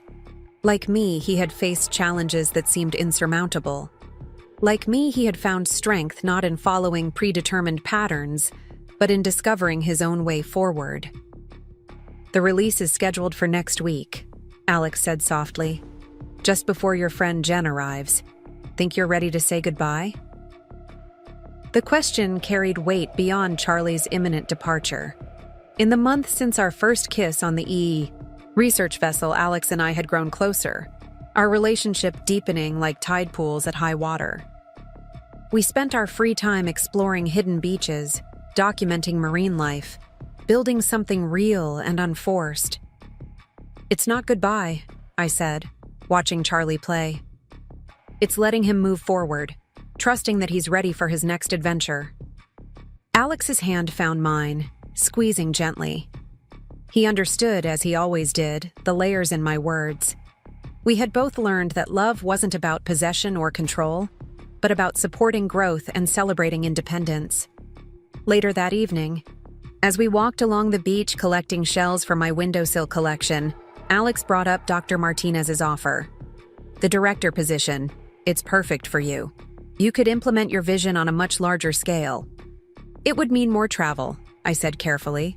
"More time away from San Diego. From you." He stopped walking, turning to face me in the golden sunset light. "Becky, one of the things I love most about you is your passion for this work. I'd never want to hold you back from pursuing it fully." The word love hung in the air between us, not for the first time, but somehow more significant now. We hadn't discussed moving in together or long-term plans, both of us content to let our relationship evolve naturally. But standing there on the beach, watching the sun sink into the Pacific, I felt the future crystallizing like salt on sea rocks. "I love you too," I said simply. "And I love that you understand why this matters so much to me." He pulled me close, sand grinding under our feet as we swayed together. "We'll make it work. Between your travel and my research expeditions, we'll probably appreciate our time together even more. Besides, think of all the new marine ecosystems you'll get to explore." My phone chimed. This time it was my mother, sending photos of the spring flowers blooming in our Boston garden. She had visited San Diego last month, meeting Alex and seeing firsthand the life I'd built. "You're glowing, sweetheart," she had said. "This is where you belong." The contrast between her acceptance and Patricia's rigid control struck me anew. Through Emma, I'd heard that Patricia's foundation was now focusing on preserving traditional marriage values, a thinly veiled reference to preventing stories like mine from repeating. "You're thinking about Boston again," Alex observed, noticing my expression. "Want to talk about it?" I shook my head, smiling. "Actually, I was thinking about Hawaii. Want to extend your stay after the conference? We could do some diving, maybe visit some of your research contacts." His face lit up at the suggestion. "I know some great spots for observing sea turtle behavior, and there's a rehabilitation center on Maui that's doing incredible work with monk seals." As we walked back toward the center, the evening air filled with the sound of waves and seabird calls, I felt profoundly grateful for every step that had led me here. Patricia's cruel accusations, Dan's weakness, the humiliation of that wedding day. All of it had pushed me toward this richer, more authentic life. My office light was still on, the virtual reality headsets glowing softly in the dimness. Through the window, I could see Charlie swimming lazy circles in his pool, probably dreaming of ocean freedom. Next week, we would release him back to his true home, trusting that the strength he'd found in rehabilitation would serve him well in the wild. "What are you thinking about?" Alex asked as we gathered our things to leave. "Change," I said thoughtfully. "How the things we think will break us often end up being the things that set us free." He nodded, understanding as always. Like a seal learning to hunt in new ways, or a marine biologist falling for an East Coast refugee who talks to animals. Laughing, I locked my office door. The center was quiet now, most staff gone home. But even after hours, the place hummed with life. Seals in their pools, fish in their tanks, the endless rhythm of pumps circulating seawater through the rehabilitation systems. Dinner, Alex suggested. We could try that new seafood place. By the Cove. Celebrate your keynote speaker invitation and potential promotion.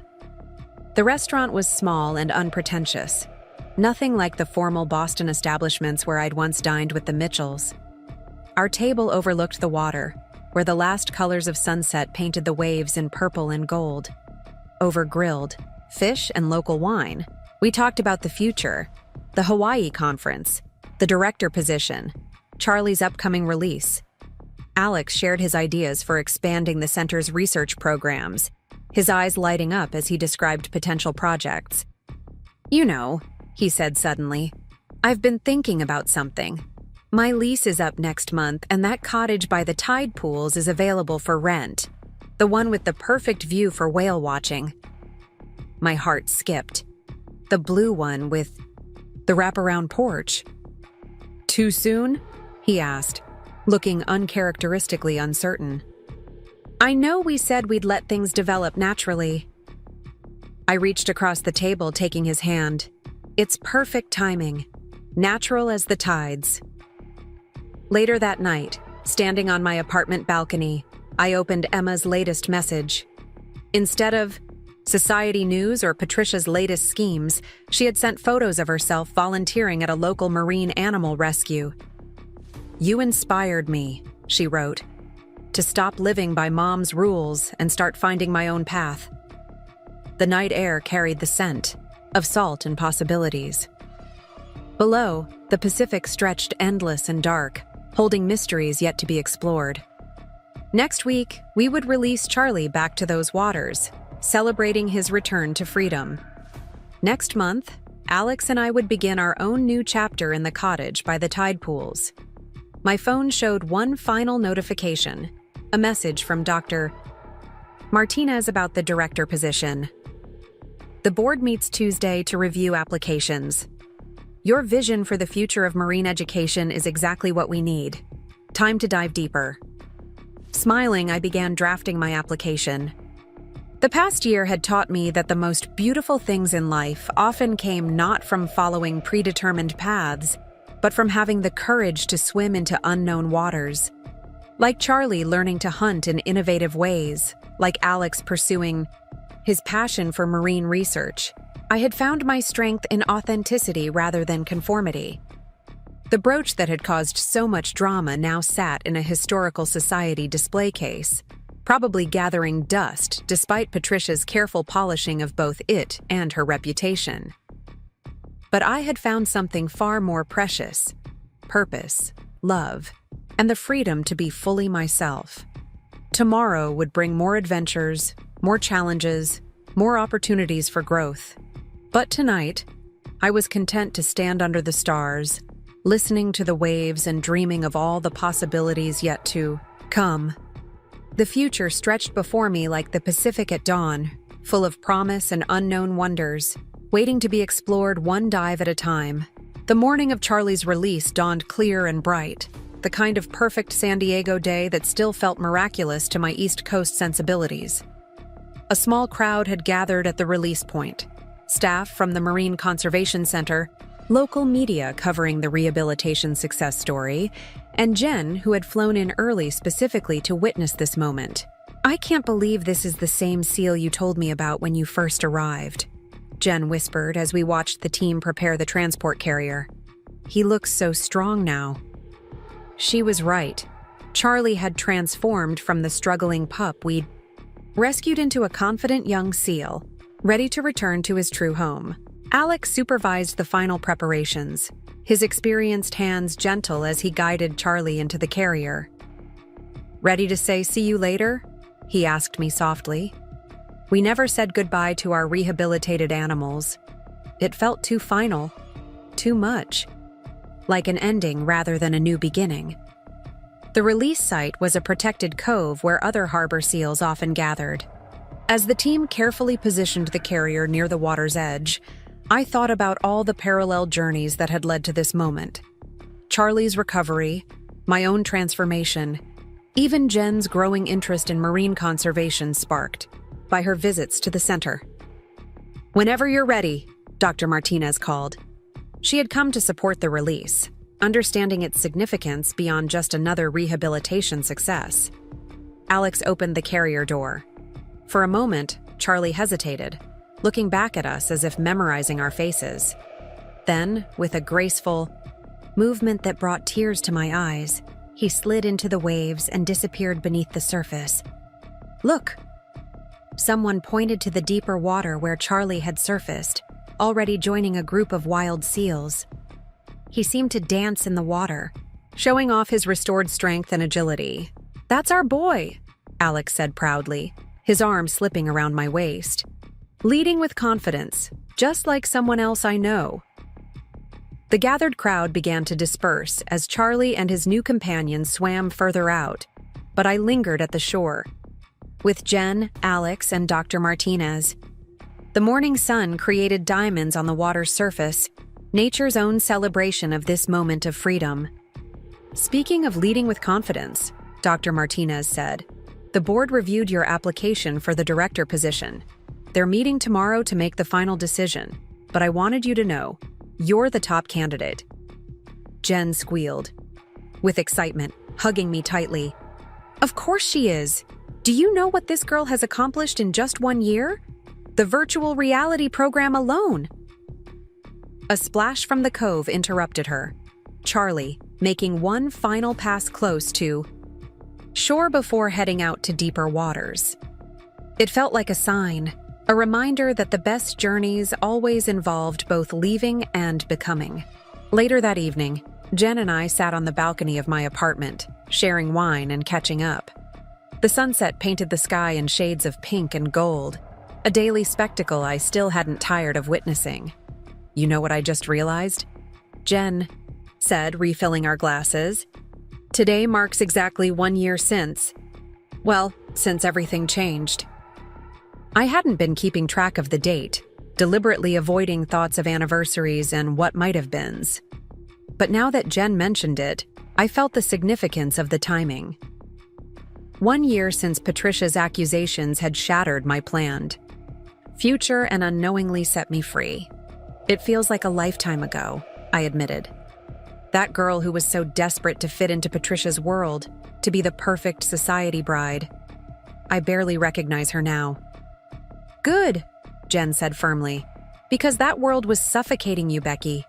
You just couldn't see it then." She paused, then added carefully, "Emma called me last week, by the way. She wanted to know if it was too late to send you something."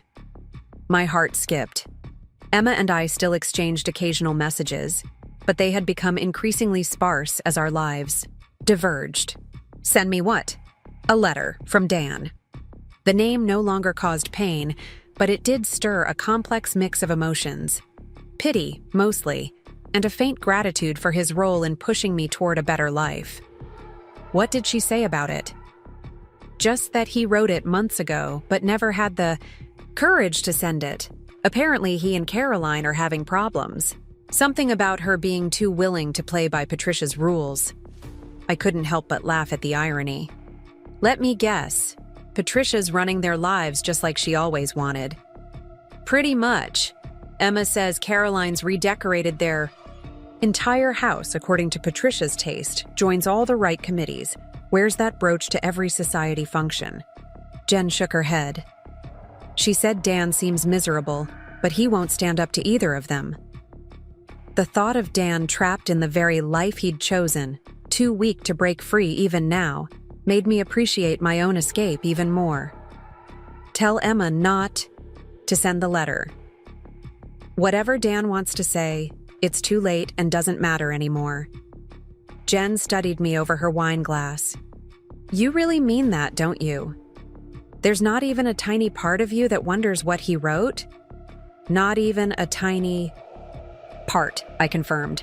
I'm too busy living my own story to be interested in his regrets. As if to emphasize my point, Alex's truck pulled into the parking lot below.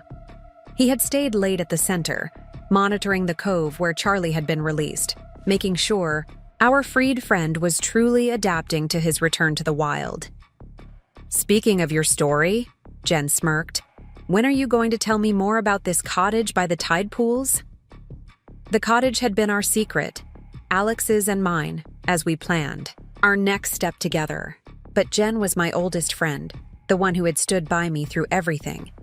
She deserved to know. "We're moving in next month," I said, unable to keep the excitement from my voice. "It's perfect, Jen.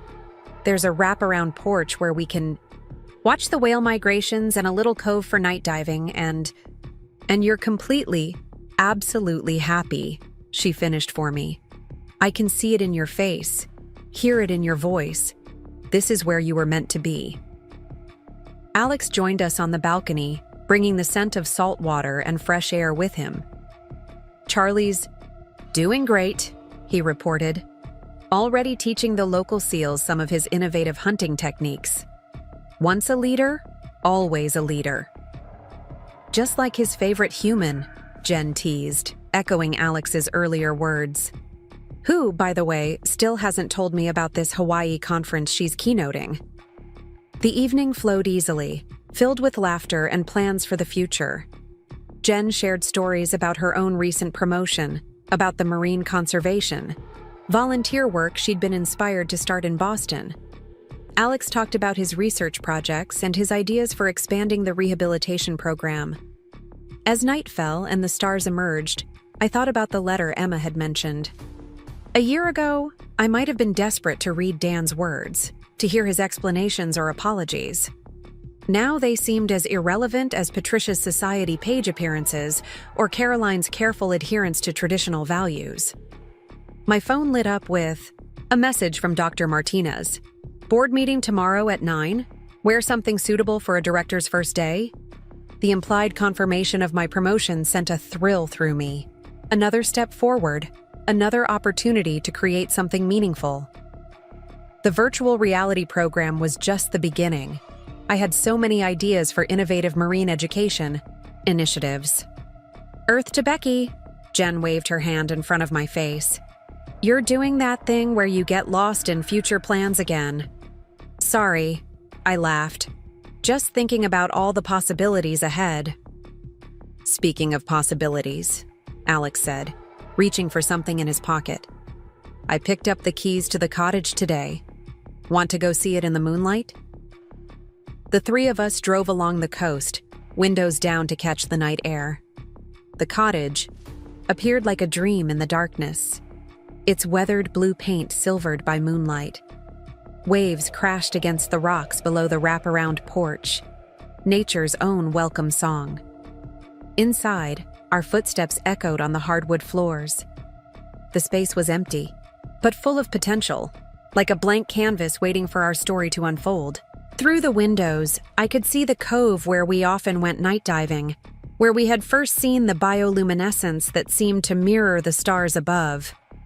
"This is perfect," Jen declared, spinning in the open living room. "Absolutely perfect for both of you." Alex found my hand in the darkness, squeezing gently. We had already discussed how to arrange our shared space, my educational materials and his research equipment, my shell collection and his underwater photography, our diving gear ready for spontaneous adventures. Standing there in the moonlit cottage, surrounded by the sound of waves and the warmth of love, both romantic and platonic, I felt a profound sense of rightness. This was what real happiness felt like, not the carefully constructed appearance of joy that Patricia demanded, but the genuine article, messy and beautiful and real. "Want to check out the tide pools?" Alex suggested. "The moon's full enough to see them clearly." We made our way down the rocky path to the water's edge. The tide was low, revealing small worlds within worlds. Starfish and anemones, tiny crabs scuttling between rocks, the endless dance of life in miniature. Jen watched us navigate the familiar territory, her smile knowing. "You two really found your perfect match, didn't you? Both a little wild, both happiest by the water, both dedicated to understanding and protecting these amazing creatures. She was right. Alex and I had found each other not through carefully orchestrated social connections or family approval, but through shared passion and genuine understanding. Our love had grown naturally, like seagrass reaching for sunlight through clear water. A splash from the cove caught our attention. In the moonlight, we could see a seal's head bobbing in the waves. Probably not Charlie, but one of his new companions. The sight felt like a blessing, a reminder that life had a way of coming full circle in unexpected ways. Tomorrow would bring new challenges, the board meeting, the official announcement of my promotion, continued planning for the Hawaii conference. But tonight, standing in the tide pools under a star-filled sky, I was exactly where I needed to be.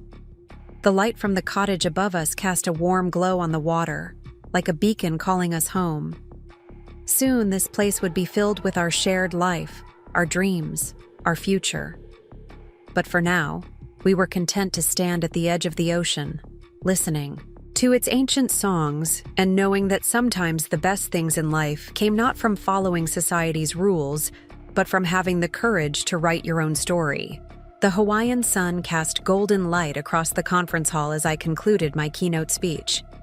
The audience rose in a standing ovation, their enthusiasm reflecting the success of our expanded virtual reality marine education program.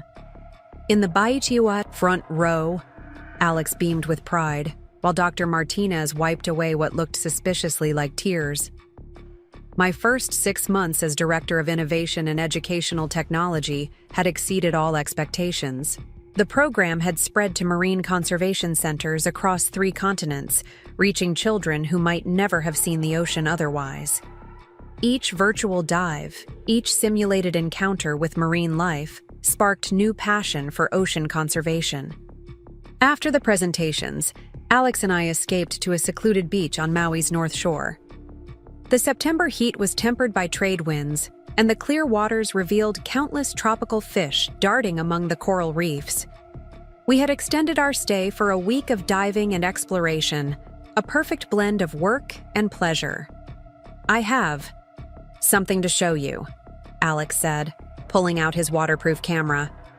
He scrolled through recent photos until he found what he was looking for: a familiar spotted pattern swimming through kelp forests near our cottage. Charlie made it home. The sight of our released seal, thriving in his natural habitat, brought happy tears to my eyes. The rescue team had spotted him during routine monitoring, now leading a small group of younger seals and teaching them his innovative hunting techniques. "Like you," Alex said softly. "He found his place in the world and became a leader." The waves lapped at our feet as we sat on the warm sand, watching spinner dolphins play in the distance. My phone lay forgotten in our beach bag, though I knew there would be messages waiting, updates from the center, congratulations from colleagues, and probably another well-meaning update from Emma about life in Boston. Last week's society. Pages had featured Patricia's latest triumph, the first anniversary gala of her Traditional Values Foundation. The photos showed Caroline wearing the infamous brooch, still playing her role as the perfect Mitchell daughter-in-law. But Emma had hinted at trouble beneath the polished surface, at Dan's growing discontent with his mother's control. "Penny, for your thoughts?" Alex asked, noticing my distant expression. "Just thinking about how life surprises us," I replied, leaning into his warmth. "A year ago, I was trying so hard to be someone else's version of perfect. Now you're changing the world on your own terms," he finished. "Speaking of which..." He reached into his dive bag and pulled out a small shell, a rare nautilus we'd found during yesterday's dive. "I thought this might look perfect in your office at the cottage." The shell's spiral pattern caught the sunlight, its chambers representing growth and evolution. Like the nautilus, I had grown beyond my original boundaries, building new chambers to house an expanding life. Back at our hotel, a message waited from Jen. She had exciting news.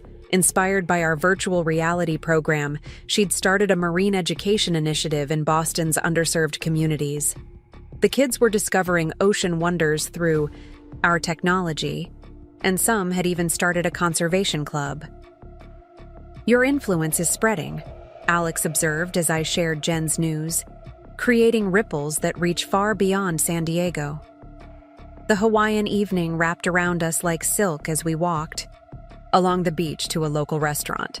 The hostess seated us at a table overlooking the ocean, where the setting sun painted the sky in shades of pink and gold that put even San Diego's sunsets to shame. Over fresh poke and local fish, we talked about the future, the next phase of the education program, upcoming research projects, our life together in the cottage by the tide pools. The conversation flowed as naturally as the waves outside, full of shared dreams and easy understanding. "I've been thinking," Alex said, playing with his napkin in a way that suggested nervous excitement. "The research team is planning an extended expedition to study whale migration patterns along the entire Pacific coast. 3 months at sea, documenting behaviors and testing new tracking methods." My heart skipped, knowing what he was about to suggest. "When?" "Next spring. We'll follow the gray whales north, all the way to Alaska." He paused, then added, "Dr. Martinez thinks we could incorporate it into the education program. Live streaming, virtual reality updates, real-time student interaction. A mobile marine classroom," I breathed, already seeing the possibilities. "Connecting students with actual whale migration patterns." Exactly. But it would mean 3 months of cramped quarters, unpredictable weather, long days of observation. "Oh, sounds perfect," I interrupted, grinning. "When do we start planning?" His relief was palpable. "You really want to, even with your new position?" "Alex, this is exactly what my position is about. Finding innovative ways to connect people with marine life. Besides," I added softly, "I can't think of anyone I'd rather spend 3 months on a boat with." The truth of those words struck me deeply. A year and a half ago, I had been preparing to spend my life with someone who couldn't even stand up for me against false accusations. Now I had found a partner who supported my dreams, shared my passions, and loved me for exactly who I was. Later that night, unable to sleep, I walked out onto our hotel balcony. The moon created a silver path across the Pacific, and the warm breeze carried the scent of plumeria. My phone showed a missed call from Emma, but I knew her news could wait until morning. Instead, I opened my laptop and began drafting plans for the whale migration project.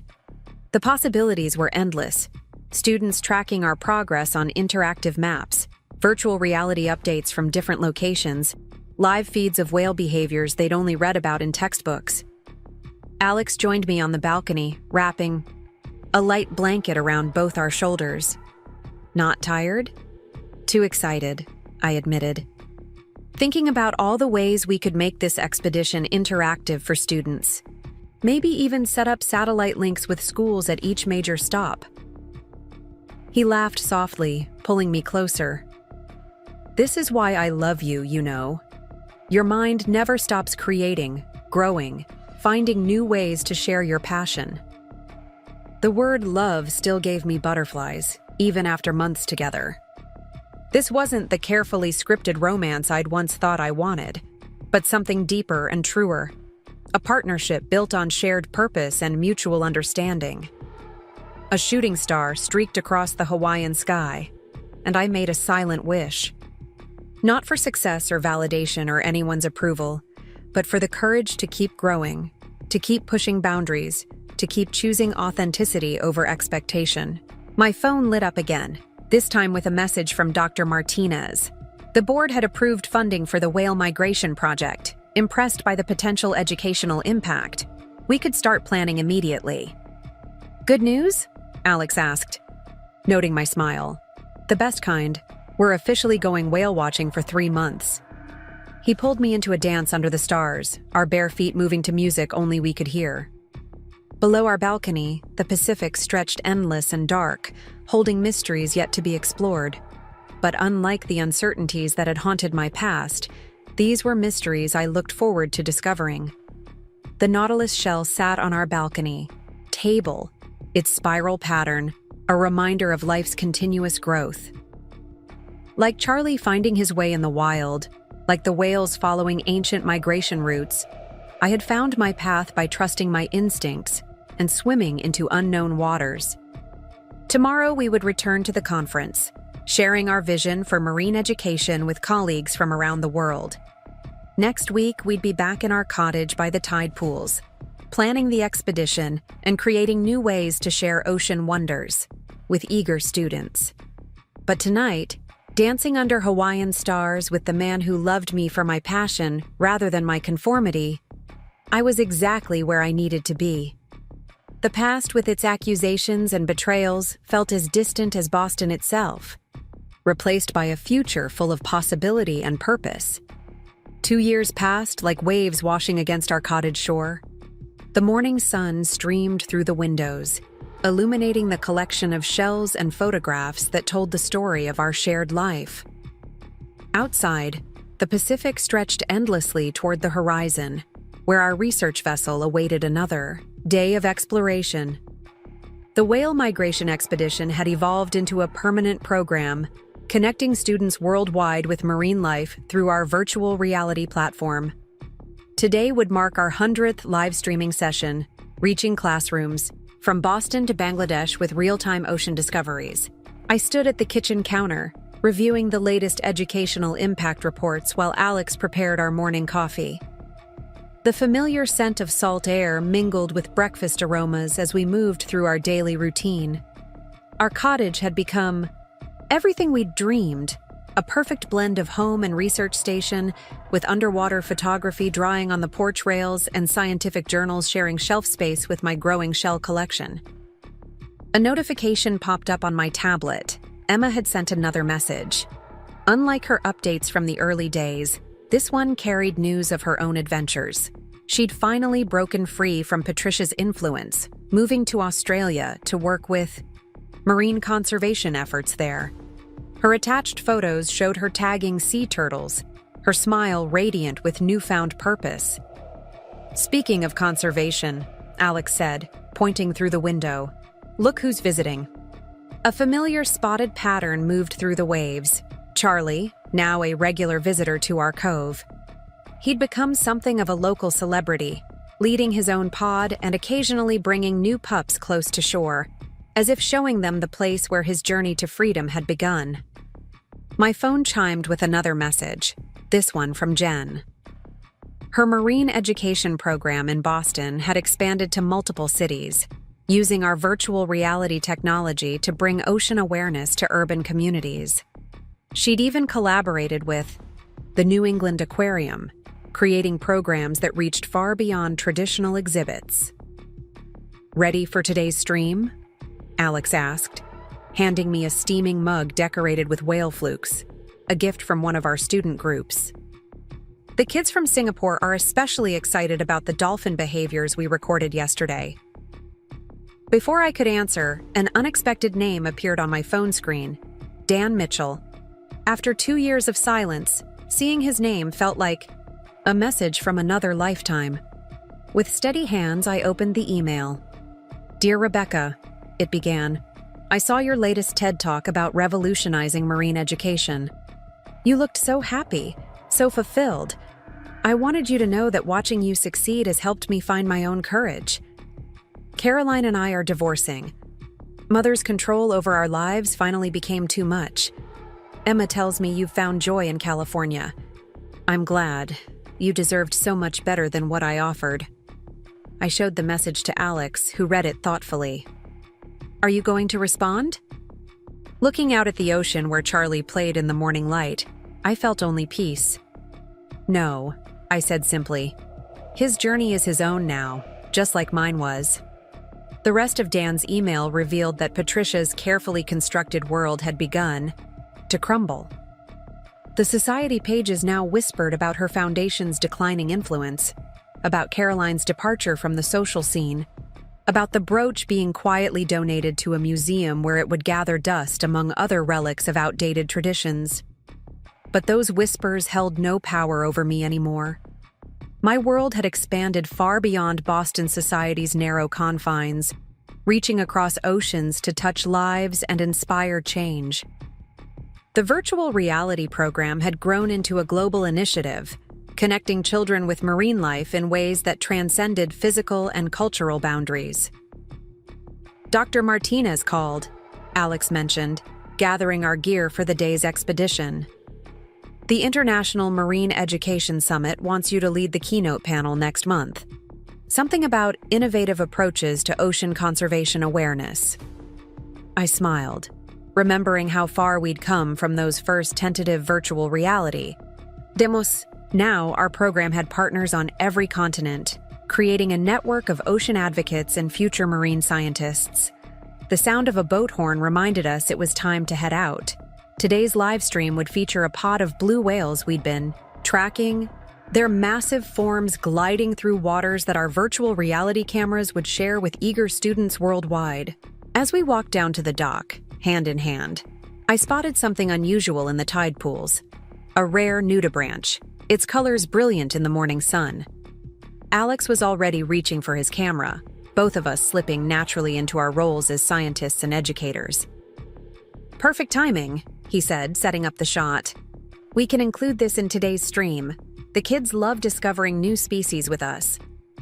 Our research vessel, modernized with the latest educational technology, waited patiently in the harbor. From its deck, we could see Charlie leading his pod out to deeper waters, his confidence a reminder of how far we'd all come. Just before we boarded, Alex pulled me close. "Happy anniversary," he whispered. I blinked in surprise. "It's not our anniversary." "Not of us," he clarified with a grin. "Of the day you chose yourself. The day you walked away from a life that was too small for your spirit." The significance of the date hadn't occurred to me. That morning at Fairview Manor felt like a story from someone else's life, a crucial turning point that had led me to this expansive, joy-filled existence. As if celebrating with us, a whale breached in the distance, its massive form silhouetted against the rising sun. Soon, we would be out there, sharing the ocean's wonders with students around the globe, continuing the work that had become our shared passion. The research team was already aboard, preparing for another day of discovery. Among them were interns who had come through our educational program, young minds inspired by virtual encounters with marine life to pursue their own ocean adventures. Before casting off, I took one last look at our cottage on the shore. The wraparound porch held memories of countless sunsets and scientific discussions, of quiet moments and profound discoveries. The tide pools below had become our laboratory, our classroom, our connection to the endless cycle of marine life. My phone held one final message, a photo from Emma of her latest conservation project. In her eyes, I saw the same joy and purpose I felt every day, the satisfaction of living authentically and pursuing meaningful work. The vessel's engine hummed to life as Alex took his position at the helm. Around us, the Pacific stretched infinite and inviting, its waters holding mysteries we were still eager to explore. Somewhere in Singapore, Boston, Sydney, and countless other locations, students were logging into their virtual reality systems, ready to join us on another ocean adventure. Charlie and his pod surfaced briefly near the boat, as if bidding us farewell. Like him, we had all found our true elements, the environments where we could thrive, the work that made our spirits soar, the love that supported rather than confined. As we headed out to sea, I thought about that frightened bride from 2 years ago, the woman who had tried so hard to fit into someone else's world. I wanted to tell her that losing everything she thought she wanted would lead her to everything she actually needed. The ocean stretched before us, wild and free and full of possibilities. Above, seabirds wheeled in the morning light, their calls joining the rhythm of waves against the hull. Below, ancient migration routes carried whales and secrets through, waters we were still learning to understand. This was my world now, vast as the Pacific, deep as whale song, rich with purpose and discovery. Not a closed society governed by rigid rules and outdated traditions, but an open universe of continuous learning and growth. Alex's hand found mine as we watched the coastline recede. Ahead of us lay another day of exploration, of sharing ocean, wonders with eager minds, of living fully in our chosen element. The brooch that had once seemed so important now lay forgotten in a museum display, while the real treasures, purpose, love, freedom, filled every moment of our days. The morning sun caught the spray from our bow, creating momentary rainbows that danced across the waves. Somewhere in the deep, whales sang their ancient songs, while in classrooms around the world, children prepared to dive virtually into their mysteries. This was what real happiness felt like, not the carefully constructed appearance of joy that Patricia had demanded, but the genuine article, as wild and true as the ocean itself. Every day brought new discoveries, new chances to share our passion, new opportunities to grow. The research vessel found its rhythm in the waves as we headed toward the whale pod's last known location. Soon we would be streaming live to classrooms worldwide, sharing the magic of marine life with future generations of ocean advocates.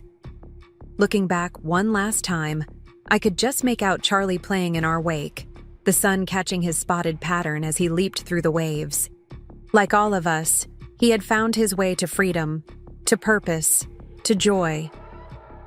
The future stretched before us like the endless Pacific horizon, full of possibilities waiting to be explored. And I was ready for every one of them, anchored by love, guided by purpose, and finally, completely free. Up next, you've got 2 more standout stories right on your screen. If this one hit the mark, you won't want to pass these up. Just click and check them out.